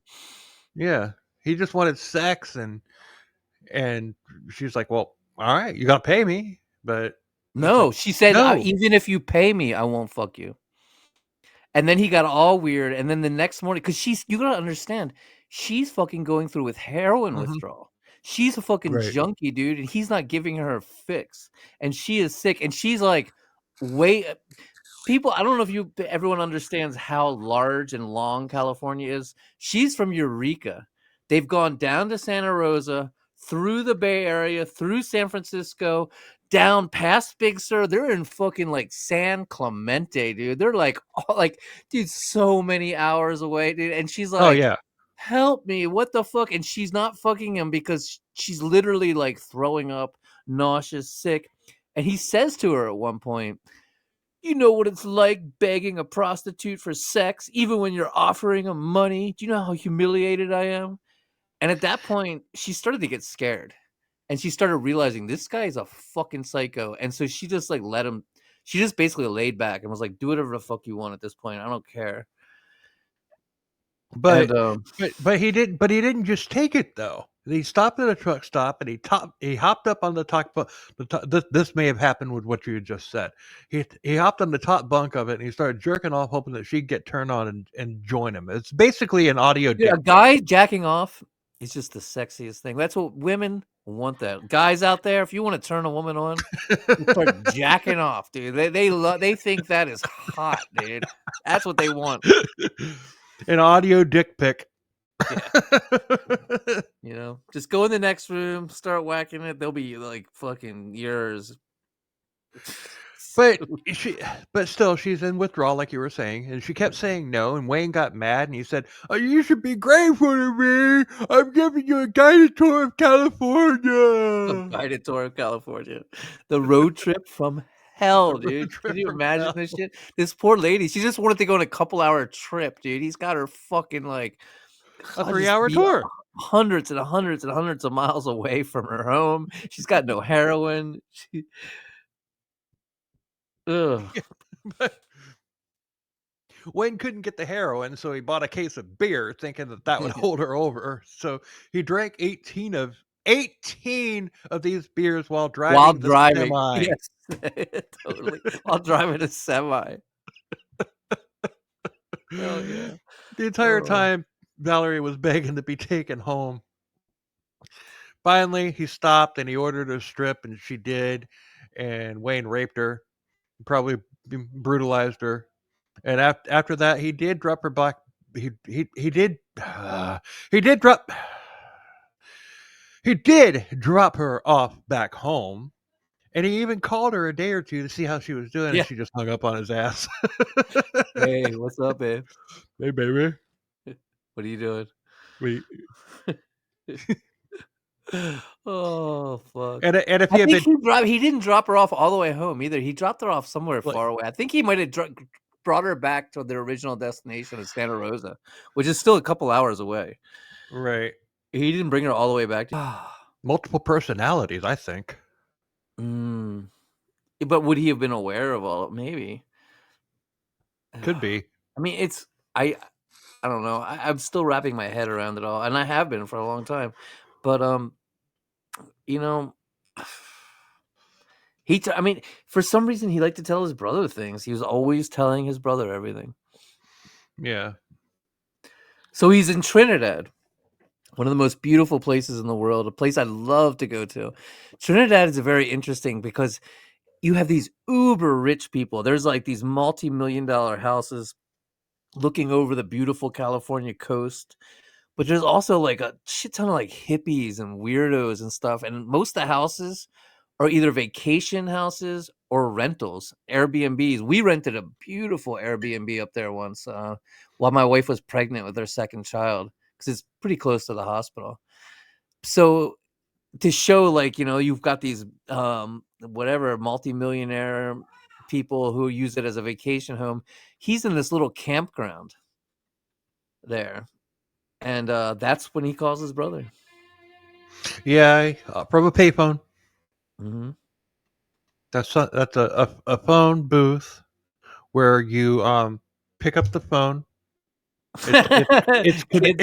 It's connected by a wire to this large thing. You put a quarter into it and you dial the number. Phones are actually something you would talk to someone on, Yeah, not use to watch TikTok videos. yeah. They were much You're different not back in texting. the 90s. Yeah, you're not texting anybody on said payphone. It's a great it was a good thing to have before all this technology we had with our smartphones and all that stuff. But I but heard that he used to like to page people, and he would page them 8008.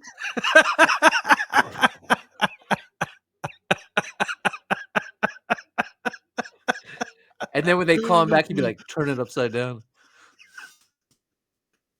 damn it! Why won't this freaking sound effect work? It's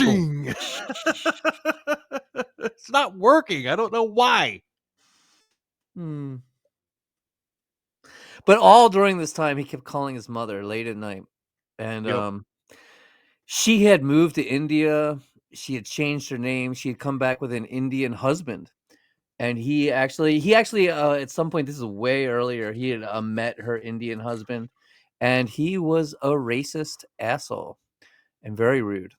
Who? Wayne or the husband? Wayne. Oh, okay. No. Wayne was racist to the Indian guy because she had gone to India to like find herself and all that stuff. And yeah, he was a fucking racist asshole. So chalk that up. He was every kind of asshole you could imagine: sexist, misogynist, racist, violent. Just Not a good human being. Yeah. I mean, he's just. I mean, after, after his first murder, um, That we know of. that we know of, Wayne had checked himself into a hospital saying that he had problems, insomnia, thoughts of suicide, etc. And they confirmed that he did indeed have problems, deep depression and rage, but he just walked out 2 days later. Yeah. Yeah, that's just notable He because it's just also like went to a Christian bookstore I'm and getting to started. that. Okay, yeah. I'm literally getting there next. but um but he but the thing is it's just like he would try to seek out help. He would try to but he would never follow through with it. It's like Well, he he wouldn't would be honest either. right, and he would try to contact his brother, like you were saying earlier, and to tell him what he had done, but he maybe not. It's just like But he's now's really close with his brother. I mean, you know what I mean? There's one thing to like yeah check yourself into a hospital and be like, I'm depressed. And then there's another thing to be like, check out my new rig, bro. And there's a fucking corpse in the back, you know? right. Well, um, so Wayne was literally flying off the handle. And he was freaking out and he's feeling guilty. And he wanted to talk to somebody. And he briefly found God. And he went to a There he is. Christian. he, he went to a Christian bookstore and he freaked out In the owner. McKinleyville, cool town, Mactown. And he's just like, yeah, he's saying that I can why this Christian bookstore didn't owner just didn't pick up the phone. Well, All right, the I'm damage gonna tell you something about Humboldt, dude. Humboldt the is damage. full of Hold on, outlaws. the damage had already been done at this point. We're like literally minutes away from wrapping this episode up. So, but okay, what? Yeah, tell us about Humboldt County All right, because it's it outlaw place, man. fascinates me.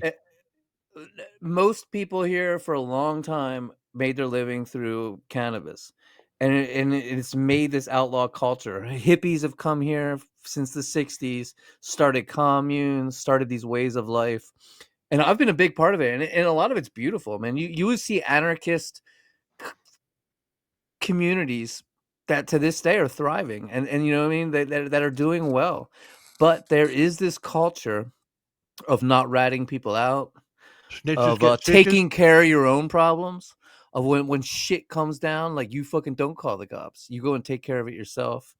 Things Right. like that. These are accepted things here. And a lot of people come here to escape.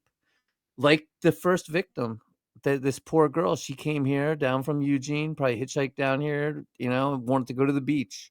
That's what she said. I just want to go to the beach. That's when he picked her up.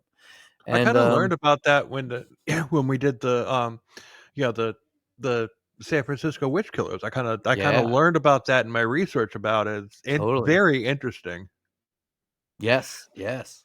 You should read my book, Kind Nepenthe.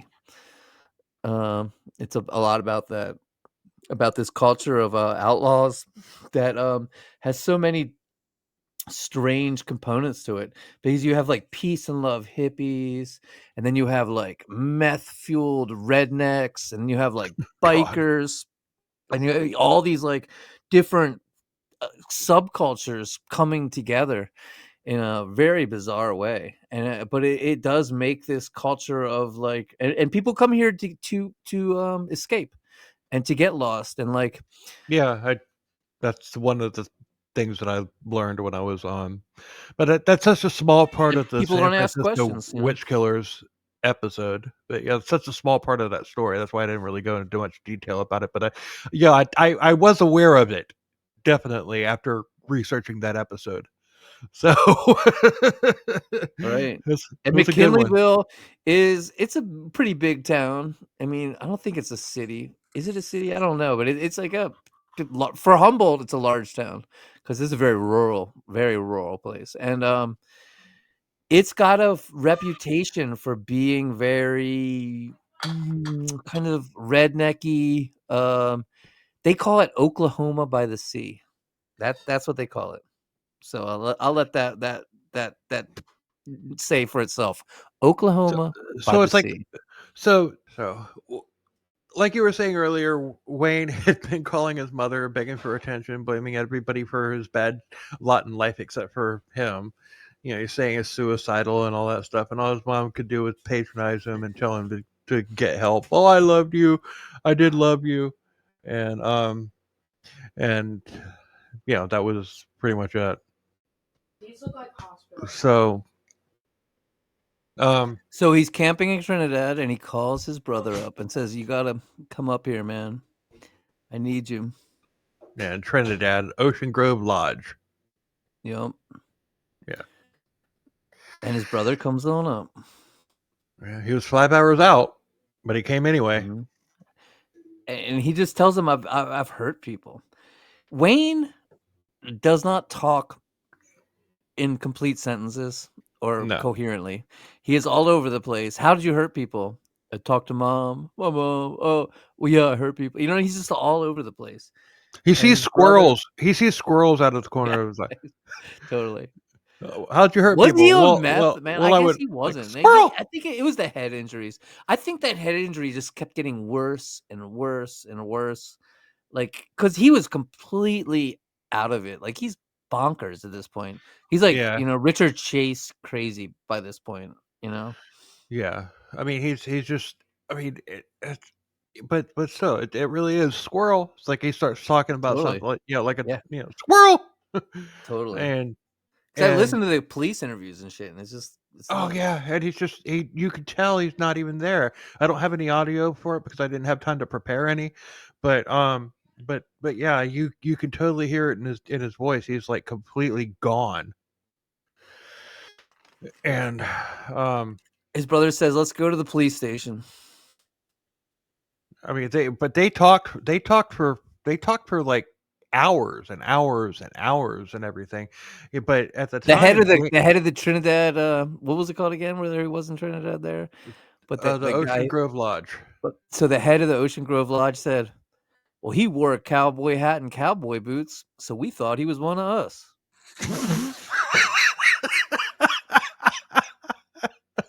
That's an actual quote. That's a real quote. Oh my god. Oh man, but he was talking to Rodney for hours and hours and hours and everything, and all he was saying was like, oh, he had hurt people and everything. It was at this point that Rodney picked up on the fact that it's like, okay, he's like trying to tell me something horrible. So he, it's just. They go to the movies. They see a vampire movie. A vampire. Yeah. But later that night they went, they went to sleep and everything. But the next day, Wayne just like, I hurt people. I hurt people, bro. Yeah. He did too. But who they were and to what extent that they were hurt was unclear.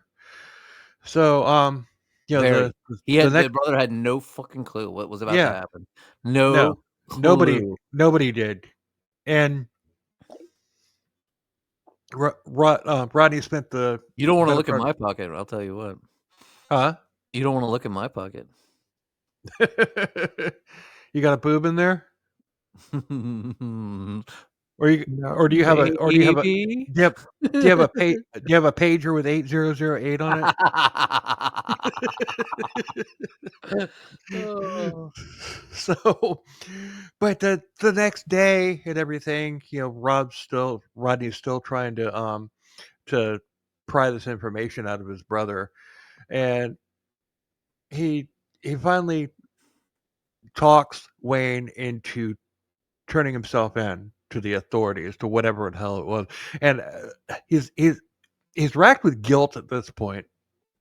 So Wayne took his brother's advice and he went to the Humboldt County, Eureka Sheriff's Department.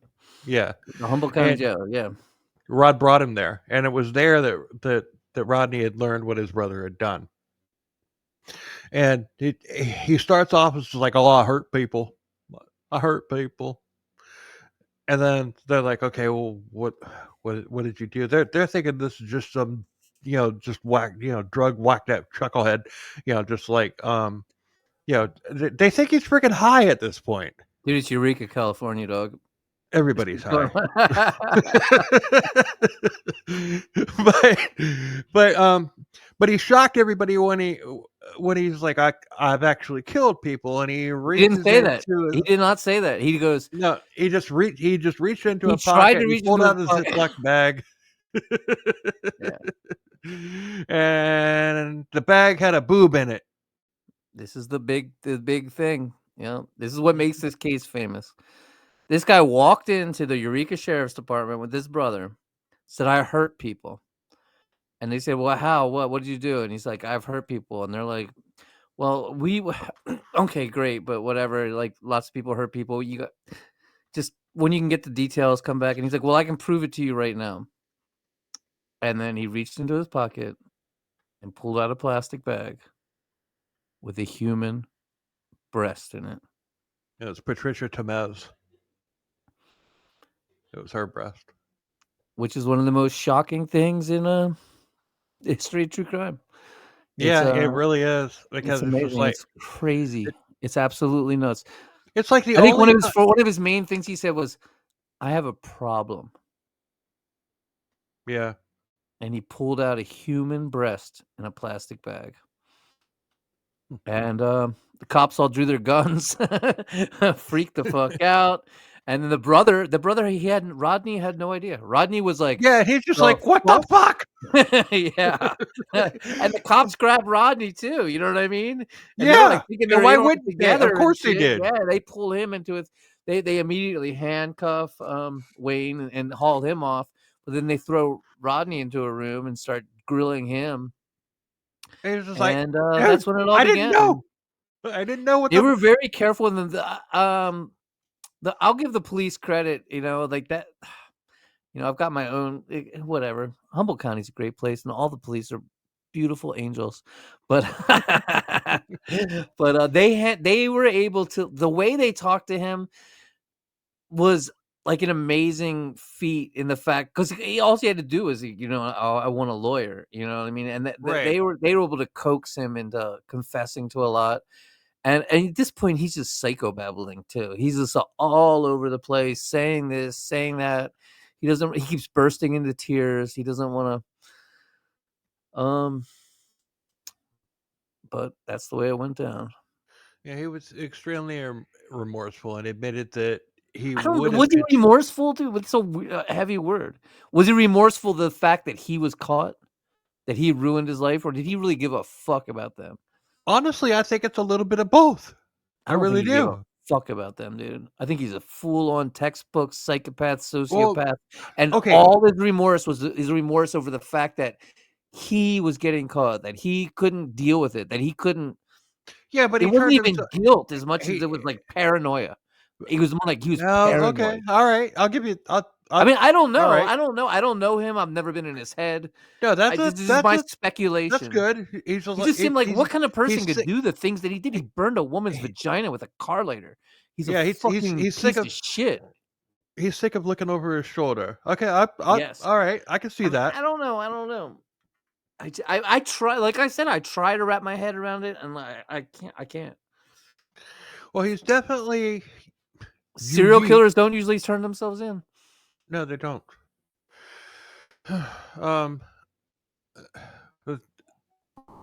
Sometimes they do it out of their own stupidity, but they didn't intend to do it. Trying to alert the newspapers and shit. Looking at you, BTK. Yeah, that fucking moron. But he said that this was due to anger at his ex-wife for not letting him see her son. But remember, as I said earlier, she said, Elizabeth said that he wanted nothing to do with his son. He said that he. But then he said if he did go to a couple supervised visits, and he said if I went to another visit, if I did another visit, I knew I would kidnap him. No, he would kidnap the child. Well, he later said that he would have killed her next. Yeah, he wanted to kill her. Yeah, that's what he said to his Right. brother. Like she was next. Right. But he said that if he had gone down there to a visit, he would have kidnapped the kid. And the only reason he didn't visit him is because he knew that he wouldn't be able to let the kid go back. Because I And guess this one time they went to they go to a shopping mall. They did something together. I mean, the kid was only like 1.5 years old at this point, and he's just like, can you imagine like it's a tiny child, and fucking he was going, no daddy, no go, no daddy, no go. I mean, which yeah, is heartbreaking. I mean, that is it is heartbreaking. heartbreaking. But he said that he couldn't take that. He couldn't take it anymore. And he also said that he didn't want his son to grow up as an orphan if he did kill Elizabeth. So give me Rather one. the kid grow up knowing that his father was a serial killer. Yeah, that's That's got to better. be That's better. so much better. Yeah. All right. Oh God, Jesus. Give me a minute. I'll be right back. Absolutely.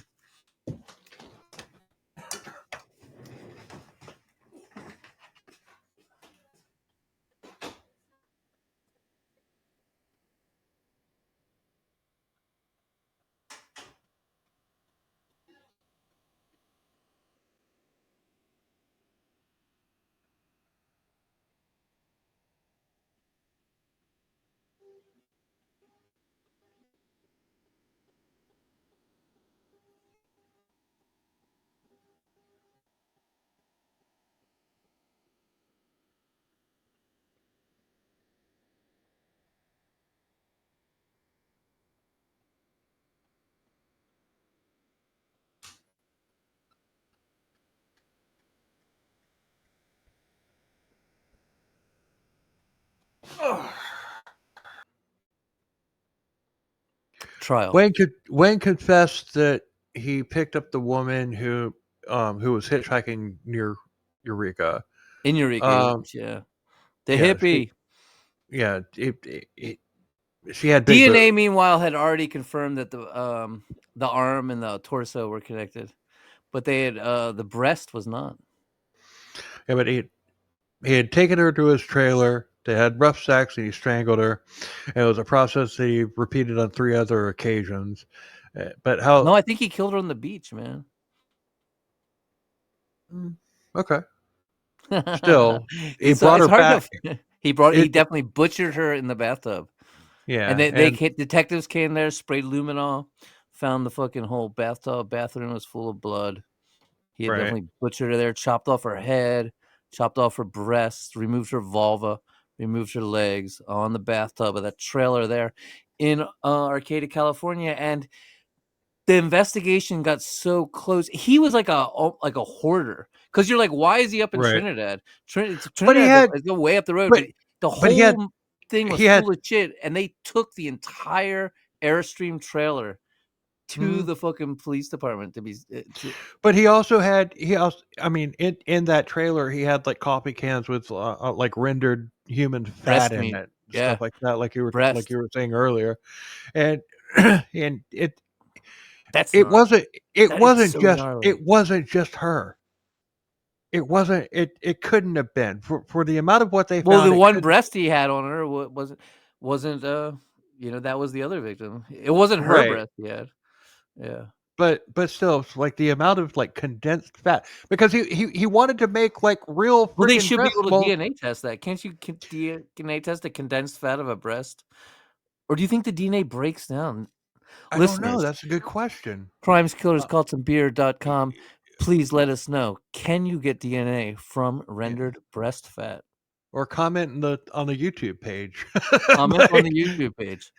But that's a good question. The DNA? Because I'm sure that there was what he wanted to do. How much fat is in a human breast? It doesn't seem like there'd be that much. It's not that much. Not enough to fill a coffee cup, a coffee can.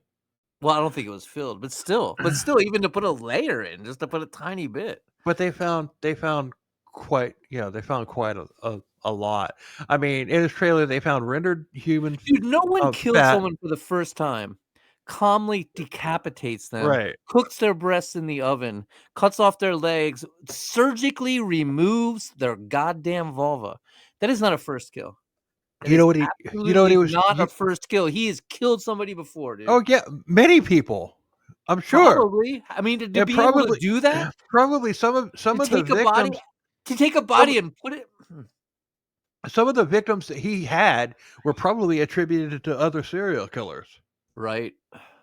I mean, Well, it's getting late. It's 1998 at this point. So, you know what I mean? It's not like the prime season of the 70s. You know what I right. mean? But there You were a know lot who of was Durst? unsolved. You know Robert Durst? You know that motherfucker, that rich guy? Mhm. He was living out there. He had a house in Trinidad. And they've attributed a number of missing women to him in Eureka.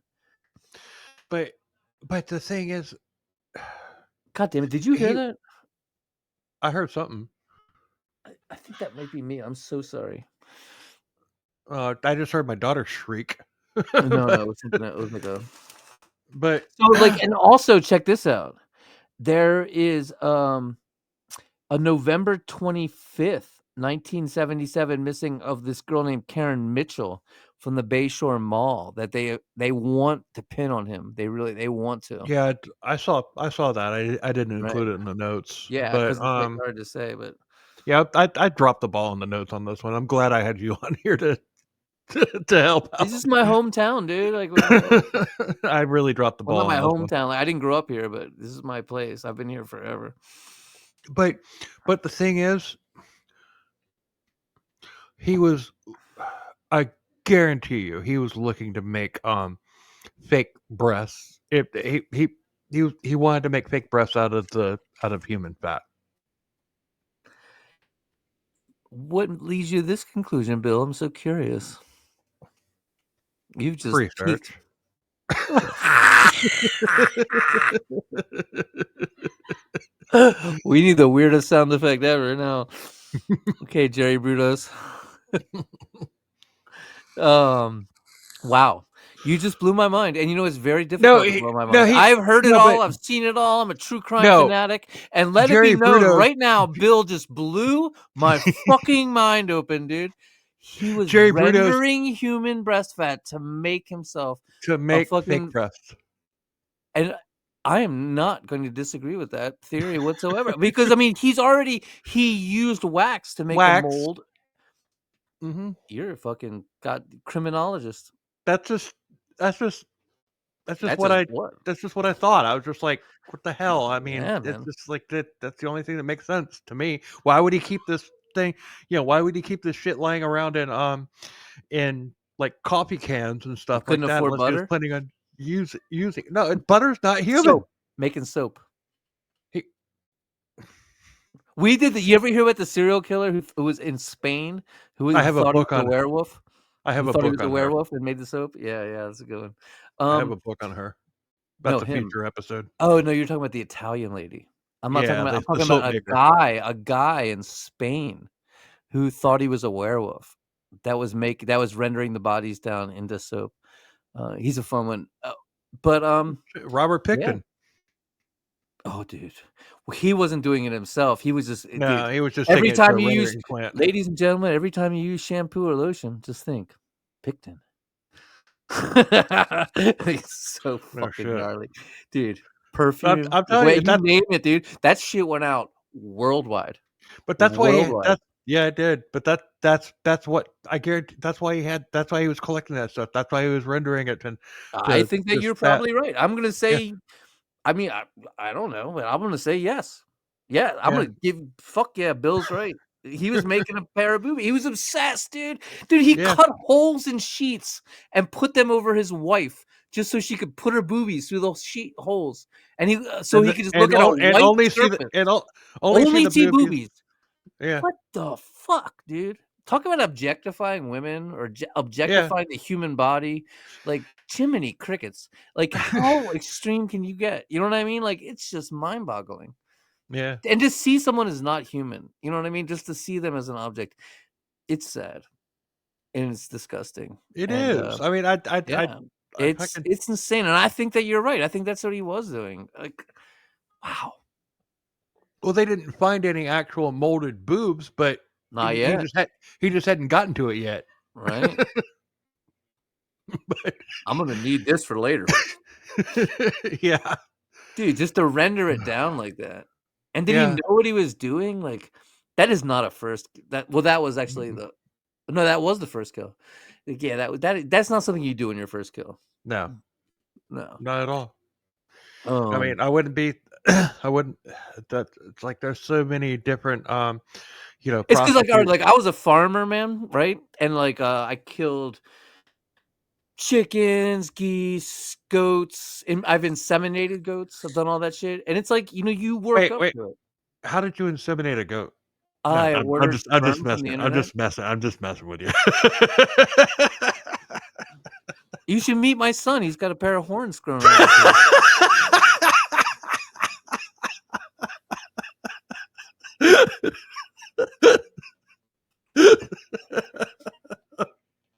Let's wrap this up.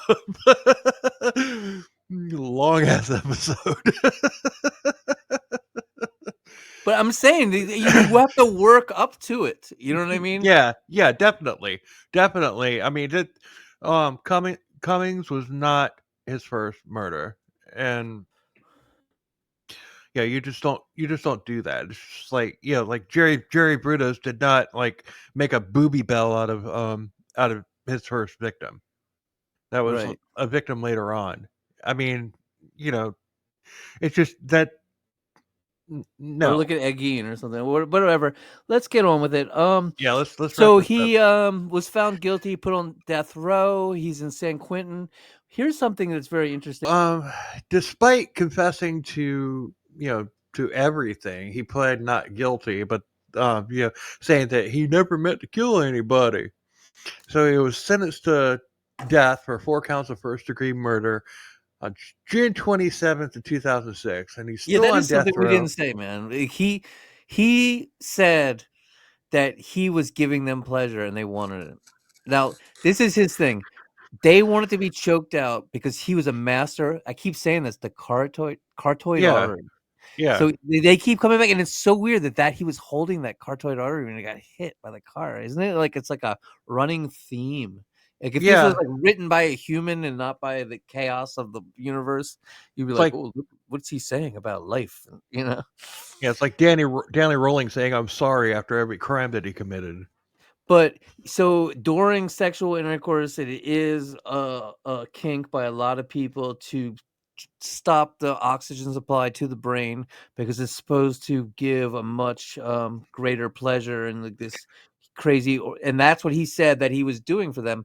But the thing Well, was, their bodies we were battered, black and blue, right. and they were burned with a cigarette lighter.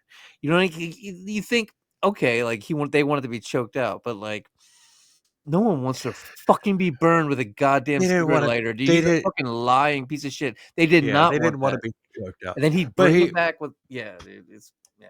That was yeah, his defense. That was his defense. It was an accident during kinky sex. yeah, but that comes up so much in these serial Yeah, killer you see cases, it a though. lot. It's You just do. like, oh, she wanted it. Oh, it just got a little bit too rough. No, a little bit No. too. If she's saying, "Oh my God, you're fucking killing me," stop now.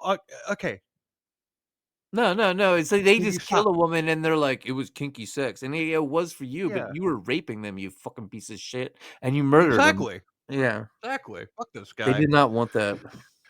No, but he They were was prostitutes. They were just trying to make some money. The one woman was trying to literally buy get food for her milk for infant. her. Yeah, the one at the Flying J that Yeah. stayed She at. was literally trying to make money for her baby. She wasn't interested in being choked out and burned with a cigarette lighter. Makes I don't me think angry. anybody. Sorry. I don't think it. I don't think anybody would. Yeah, burn me with a cigarette lighter. I mean, you'd be surprised, but Oh yeah, I know. I guess I am vanilla. no, that is not. But yeah, he's on death row in San Quentin, and obviously moratorium on death penalty and everything. So he's going to die in prison. But in court, there's a picture. There's a picture of him when he's in court, and he looks a lot like Dr. Phil. No, he's like no. Dr. No, Phil's there's one picture. No, Dr. Phil's bigger, but there's one no way. picture. He's big. I thought he. When No, you say but big, what do you mean? Like he looks more intimidating to me. He's got a rough face. He looks like he Yeah, did he meth. does. But there's Dr. one Phil looks like picture. he's been pampered. You know what I mean? He just looks like, you know what I mean? This guy looks like he's been around the there's motherfucking block, dude. okay. There's one picture where he looks like a rougher Dr. Phil, and so I'll give you that. You know who he But- looks like to me? You know who he looks like to me? Dog the Bounty Hunter.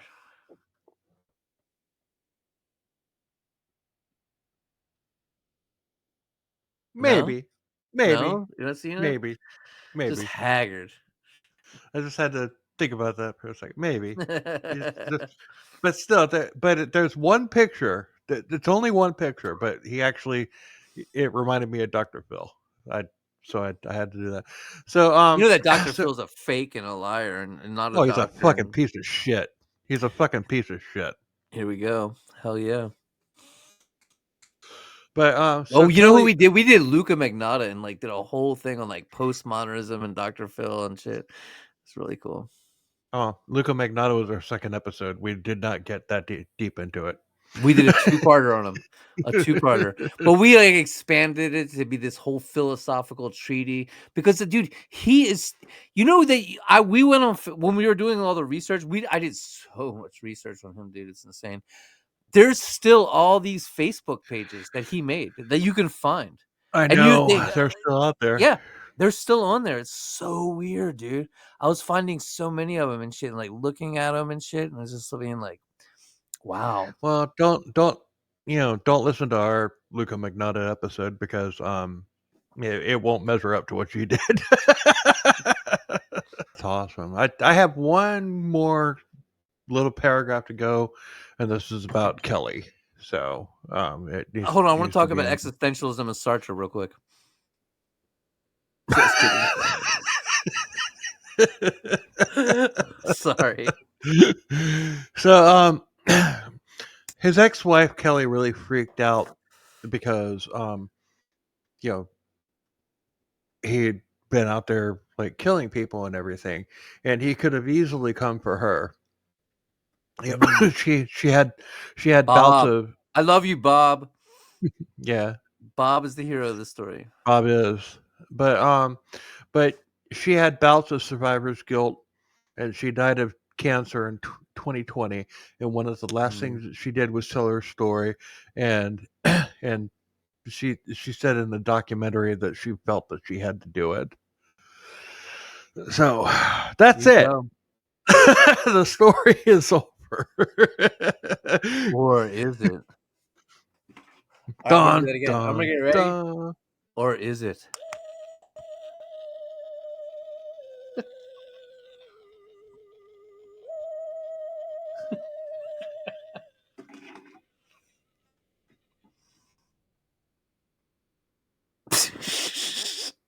Are you trying to do sound effects? Is that what's every time I look over at you, I'm like, what is going on with him? And I'm like, they're not working. What the fuck? They're not working.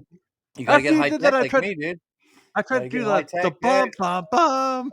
Can you hear that? Well, here yours, you've got like a little Area 51 playing saucers. I'm high tech, dude. This is how we do it in Murder Coaster.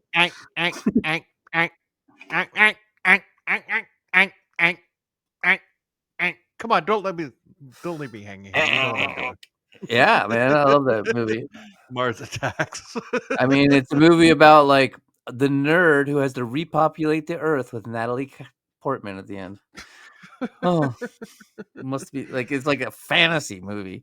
A very dork, including goddamn Tim Burton and Pierce Brosnan. Look, there's a weird nerdy girl, and I have to repopulate the Earth with her. Okay, let's go. Let's get it on. Anyway, thanks a lot for listening, everybody. We appreciate the hell out of it.